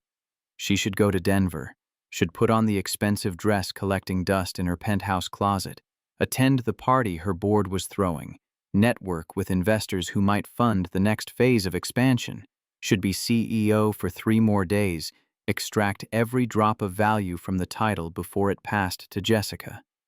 Instead, she put on jeans and a sweater Marcus had complimented once, drove to his house through evening darkness, arrived early enough to help with food preparation that she'd become surprisingly competent at under Maria's instruction. Riley answered the door wearing a sparkly dress that Nicole must have bought before dying, something too fancy for the casual gathering, but perfect for an 8-year-old who wanted to feel special. "Mom, Jordan, you came early. Can you help me with my hair? Dad tried, but it's all wrong." Mom, Jordan. Not Miss J. Not Jordan.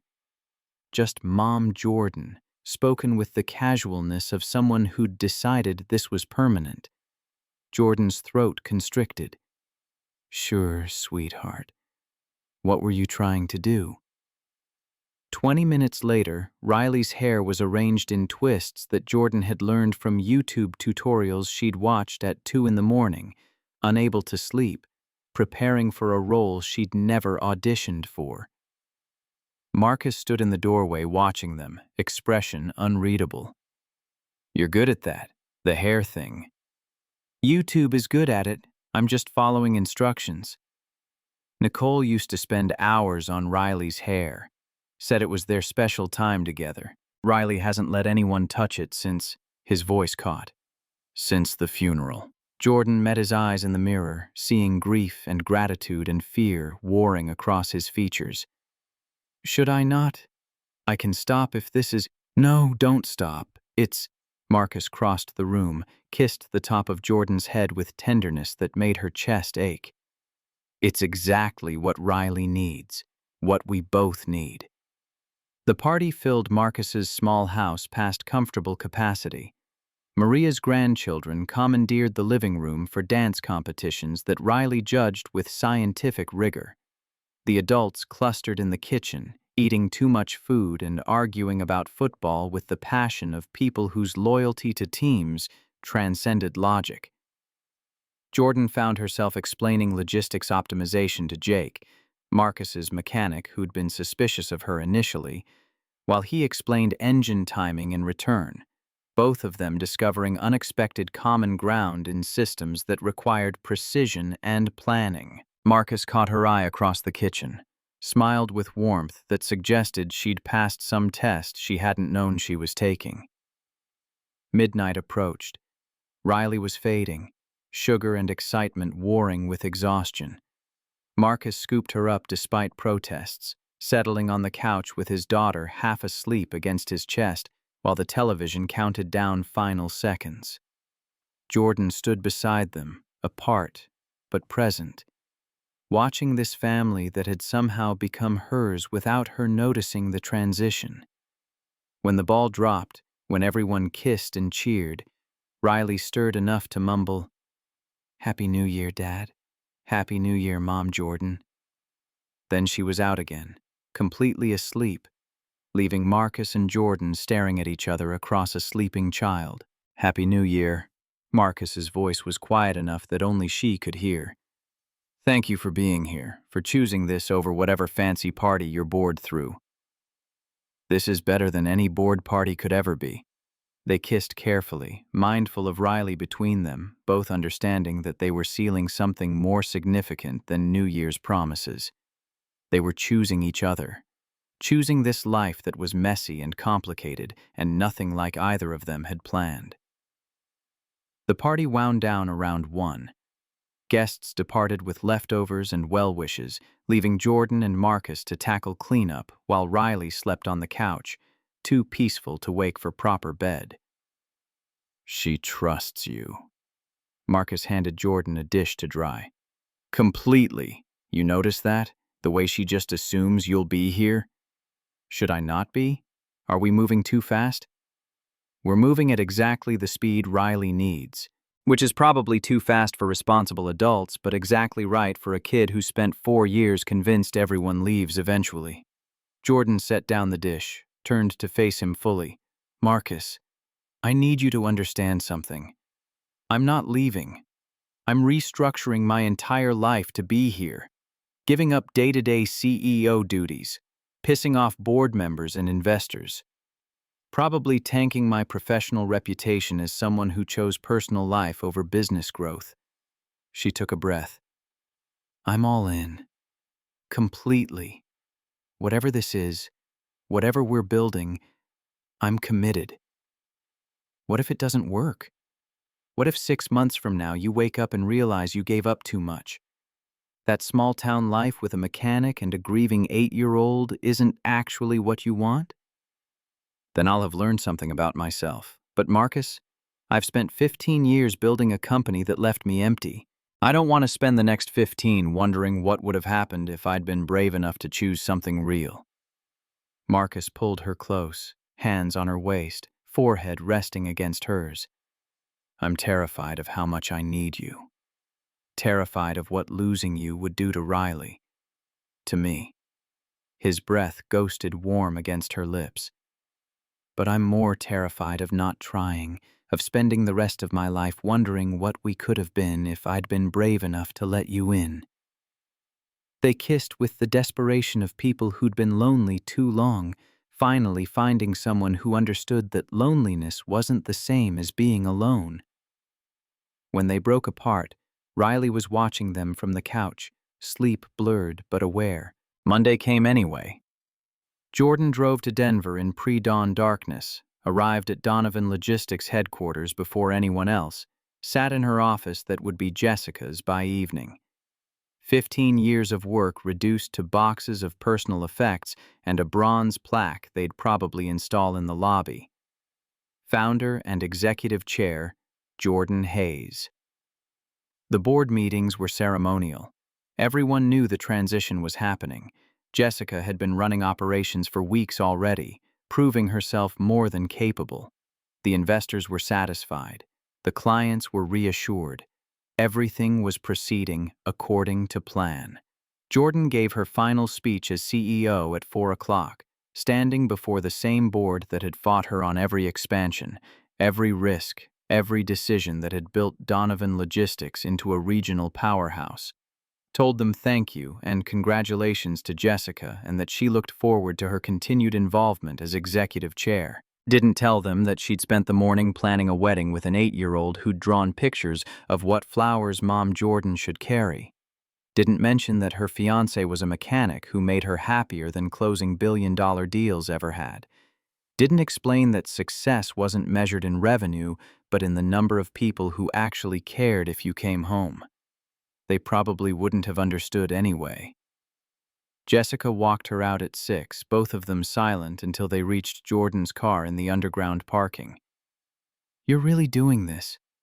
Walking away from everything we built? I'm not walking away. I'm rebalancing. There's a difference. Jessica studied her with the frank assessment of someone who'd worked beside Jordan for 7 years, who'd seen her at her best and worst, who probably understood her better than Jordan understood herself. You're in love. Actually, genuinely in love. I didn't think that was possible for you. Neither did I. He must be extraordinary. Jordan thought about Marcus's hands on her face, about Riley's gap-toothed smile, about the life they were building from grief and hope and daily choice. He's ordinary. That's what makes him extraordinary. He's just real, present. He shows up every single day and does the work of being a good father and a decent human. Doesn't need recognition or applause, just does it because it matters. Jessica pulled her into a hug that surprised them both. Be happy. Actually, genuinely happy. That's more valuable than any company we could ever build. Jordan drove back to Ridgemont with her boxes of personal effects and the bronze plaque that would never be installed because she'd told them to skip the lobby ceremony. Arrived at Marcus's house at 8, let herself in with the key he'd given her last week, found him and Riley on the couch watching a documentary about Mars exploration. Riley scrambled up when she saw Jordan, launching herself with the assumption that Jordan would catch her. She did. Held this child who'd decided she was worth trusting, who called her mom without the Jordan qualifier anymore, who'd drawn wedding pictures that currently covered Marcus's refrigerator. How was your last day as CEO? Exactly as boring as expected. How was school? Riley launched into detailed explanation of a substitute teacher who'd gotten the solar system order wrong, requiring Riley's correction, which apparently the substitute hadn't appreciated. Marcus rolled his eyes with parental exasperation while Riley defended her actions with scientific righteousness. Normal. Ordinary. The kind of evening Jordan had never imagined wanting when she was building her empire. After Riley went to bed, Marcus found Jordan on the porch, needing air and space to process that her life had officially split into before and after. "You okay?" "I'm terrified. Just gave up being CEO of a company worth $70 million. For what? A mechanic and his daughter and the possibility of building something that might not even work." Marcus pulled her close, his warmth cutting through January cold. "And? Are you regretting it yet?" Jordan thought about her empty penthouse, about board meetings where nobody actually knew her, about 15 years of building something impressive that had left her fundamentally alone. "No," which probably makes me insane. But no, I don't regret choosing this. Choosing you. Then we're both insane. I'm marrying a woman I've known for 3 months who gave up being CEO to live in a town where she knew exactly one person. Riley's gaining a mother who learned to do her hair from YouTube. We're all making insane choices. The good kind of insane, though. The best kind. They stood on the porch while Ridgemont slept around them. Two people who'd been lonely in different ways, finding unexpected salvation in each other. Jordan's phone buzzed with congratulations texts from board members, from investors, from colleagues who thought she was stepping back to focus on strategy, when really she was stepping back to focus on living. She ignored them all. Chose Marcus's arms over networking. Chose Riley's drawings over bronze plaques. Chose the terrifying uncertainty of love over the safe predictability of corporate success. And for the first time since that night on library steps 15 years ago, when a stranger had shown her what kindness looked like, Jordan Hayes understood what it meant to actually come home. The recognition came on a Tuesday evening in late February. Jordan had stopped by the shop after her Denver calls, bringing Thai food because Marcus had texted that he'd be working late. Riley was at Maria's for a sleepover, some elaborate fort-building project that required adult supervision and unlimited popcorn. The shop was quiet except for the radio, classic rock station playing something that made Jordan's breath catch. An indie band from 2010, the song she'd made someone listen to on library steps at dawn, insisting it was brilliant even though he'd pretended to hate it. "I know this song," she said without thinking, setting the food on Marcus's workbench. Marcus looked up from the engine he'd been rebuilding, grease-streaked and smiling. "Yeah? It's pretty obscure. When did you—" He stopped. The smile faded into something more complex as he studied her face with sudden intensity. "What?" Jordan's heart hammered. Say that again, about knowing the song." "I used to listen to this band in college. I had a friend who—" She stopped herself, but it was too late. She'd been so careful for 4 months. So careful not to mention Westfield, not to reference the past, waiting for him to remember on his own. Marcus set down his wrench with the deliberate care of someone buying time to think, wiped his hands on a rag, took 3 steps toward her. "What college?" Jordan's mouth went dry. "Does it matter?" "Jordan," his voice was gentle but insistent. "What college?" "Westfield, Pennsylvania." The words came out barely a whisper. Marcus went absolutely still. The kind of still that comes before earthquakes or revelations, or the moment when your whole understanding of reality shifts 6 inches to the left. "When?" "October 2010. I was a business major, scholarship student. You were—" "Engineering." His voice cracked on the word. "Working 3 jobs. My mom was sick." They stared at each other across 5 feet of concrete floor that suddenly felt like the Grand Canyon. "Jordan Miller." He said the name like prayer or curse or both. "Oh my God, you're Jordan Miller." She nodded, unable to speak past the tightness in her throat. Marcus moved then, closing the distance in 2 strides, his hands coming up to frame her face with a gentleness that contradicted the intensity in his eyes. His thumbs traced her cheekbones, her jawline, as if trying to find the girl from 15 years ago beneath the executive's polish.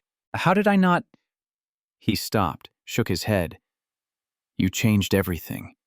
Your hair, your voice, even the way you stand. You look like someone who owns boardrooms now. 15 years of corporate transformation. I barely recognize myself in old photos. Jordan's hands came up to cover his. But you're exactly the same. Older, weathered, but the same hands, the same voice, the same way you move like you've got all the time in the world even when you don't. I looked for you. The confession burst from him like he'd been holding it for years.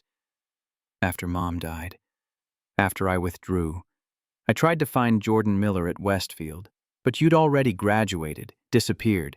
I changed my name, took my father's name, Hayes, buried Miller along with everything else from my past. She managed a broken laugh. I spent 15 years trying to become someone who belonged, someone who mattered, and all I did was erase the girl you actually knew. You belonged then. I told you that on the library steps. His voice roughed with emotion. Did you believe it? Ever. Not for 15 years. Jordan's tears came then, hot and sudden. Not until I broke down on Highway 47 and a mechanic fixed my car without asking for payment. Not until I watched him with his daughter and saw the same kindness he'd shown a scared college kid who didn't know her own worth. Marcus pulled her close, pressing his forehead against hers. His breath came ragged. I thought about you. More than I should have, probably. When I met Nicole, when she asked me on our second date why I treated her like she was precious, I almost told her about this girl I'd met once. This fierce, brilliant girl who'd looked at the world like it owed her nothing, but she was going to take it anyway. He laughed wetly. Nicole said she hoped I'd find you someday. Thank you for whatever you taught me about seeing people's worth. You loved her so much. She was, his voice broke. She was everything good, and when she died, I thought that was it. I'd had my chance at love, used it up. Jordan's hands fisted in his shirt. And now? Now I'm standing in my shop with Jordan Miller Hayes, the woman who set the standard for every relationship I've ever had. The woman who taught me that kindness wasn't weakness. The woman who showed up on a mountain road 15 years later and made me remember what wanting feels like. He pulled back enough to meet her eyes. Now I'm terrified and grateful and so far in love with you that I can't think straight. I measured every man against you. The confession tumbled out. For 15 years, every date, every relationship, I kept waiting to feel what I felt on those library steps, that sense of being seen, being worth careful handling. She laughed through tears. I built a $70 million company trying to prove I belonged, and the only person who ever made me feel like I belonged was a broke engineering student who walked me home at midnight. Marcus kissed her then. Not the careful kiss from library steps or the passionate kiss from his porch. This was recognition and grief and second chances all compressed into one moment. This was 15 years of wondering what if, finally getting an answer.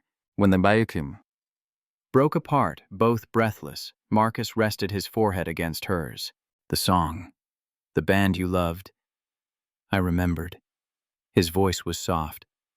I've been working on something in the shop. After hours, wanted it perfect before I asked you. Jordan pulled back to look at him.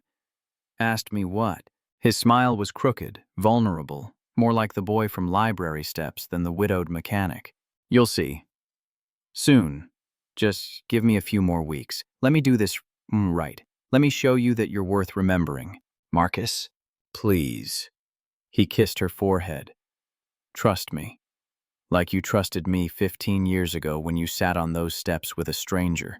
Jordan nodded, even though waiting felt impossible. Even though she wanted to demand answers right now. But Marcus had spent 3 weeks secretly measuring her jewelry while she slept. Had been working on something in his shop for months. Whatever he was planning, he deserved the time to finish it. Okay, I'll wait. Not long, he promised. Spring's coming, and I know exactly where I want to take you. They ate lukewarm Thai food sitting on his workbench, talking about everything and nothing. About the girl who'd dreamed of empire and the boy who'd dreamed of making a difference. about the paths that had led them away from each other and the strange geometry of fate that had brought them back. Sometime after midnight, as Jordan was preparing to leave, Marcus caught her hand. "Thank you." "For what?" "For coming back, for giving me a second chance to get it right." His smile was soft. "I won't waste it." Jordan drove home with Marcus's words echoing in her head and the radio playing that same indie band from 2010, the song about second chances and roads not taken and finding your way home after years of being lost. She didn't know that in 6 weeks, Marcus would take her back to Highway 47. Didn't know about the ring he was machining in his shop, etched with the melody from this exact song. Didn't know that Riley had been practicing holding a phone steady to record the most important moment of their lives. All she knew was that Jordan Miller Hayes, both versions of herself, the scared student and the successful CEO, had finally found the place she belonged. And it looked exactly like a mechanic's shop in a small town at midnight, with the radio playing songs about second chances and a man who remembered how to see her. Chapter 3 months later, April. Spring arrived in Ridgemont with the subtlety of a marching band, daffodils erupting overnight, snow melting into mud that tracked through Marcus's entryway despite Riley's complaints about taking off shoes. Jordan had been living officially at 428 Maple Street for 6 weeks now. Her cabin lease expired, her Denver penthouse rented to a tech executive who valued square footage over memories. Her mail came here. Riley's emergency contact forms listed Jordan Hayes first, Marcus Bryant second. The transition had been smoother than anyone expected. Jessica thrived as CEO of Donovan Logistics, making decisions with confidence that proved she'd always been ready. The board adjusted. Southwestern Freight stayed. The quarterly reports looked better without Jordan's micromanagement creating bottlenecks. Marcus worked late in his shop some evenings now, metal sounds ringing through the bay doors. When Jordan asked what he was building, he'd kiss her forehead and say, "Surprise." Riley knew. Jordan caught the girl grinning at her father with conspiracy written across her gap-toothed smile. On a Saturday morning in mid-April, Marcus suggested a drive. "Where to?" "You'll see." Riley claimed prior plans with Maria, too. Casual mention that made Jordan's suspicion flare. "You two are terrible at keeping secrets." Riley's grin widened. Marcus just shrugged, keys already in hand. Highway 47, the mountain overlook. 6 months since Jordan's Mercedes had died here, and Marcus had fixed it without payment, without knowing he was fixing more than a battery terminal. Marcus pulled the truck into the same gravel turnout.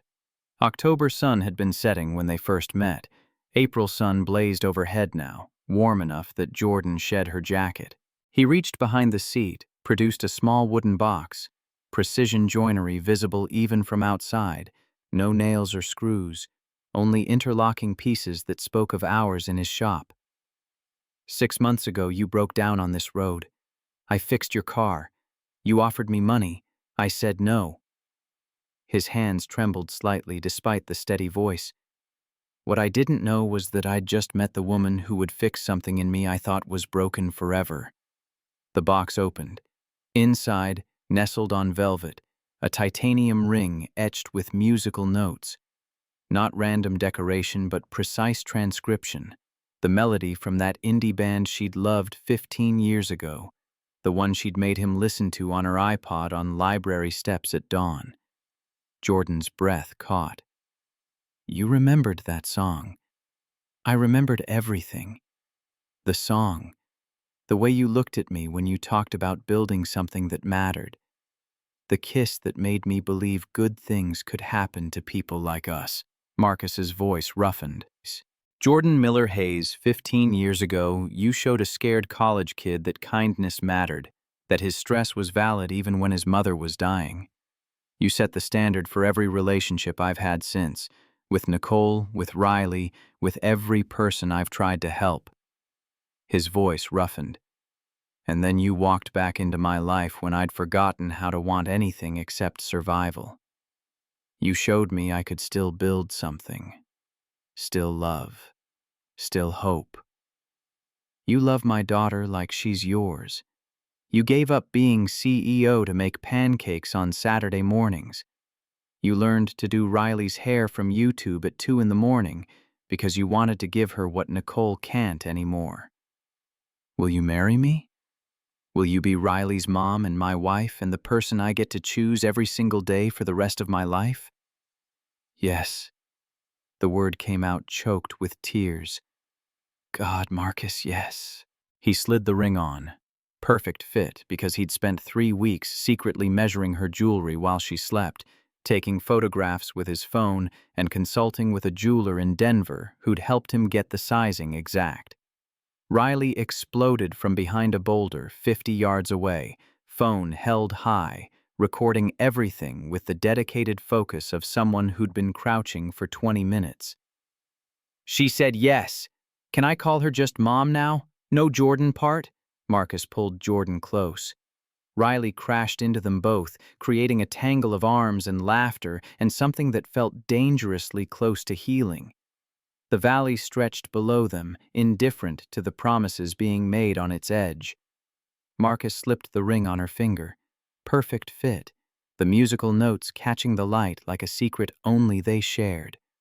Riley crashed into them both, and for the first time in 15 years, Jordan Miller Hayes understood that she'd never needed to build an empire to prove she belonged. She'd just needed to find her way back to the person who'd always seen her worth. She was home.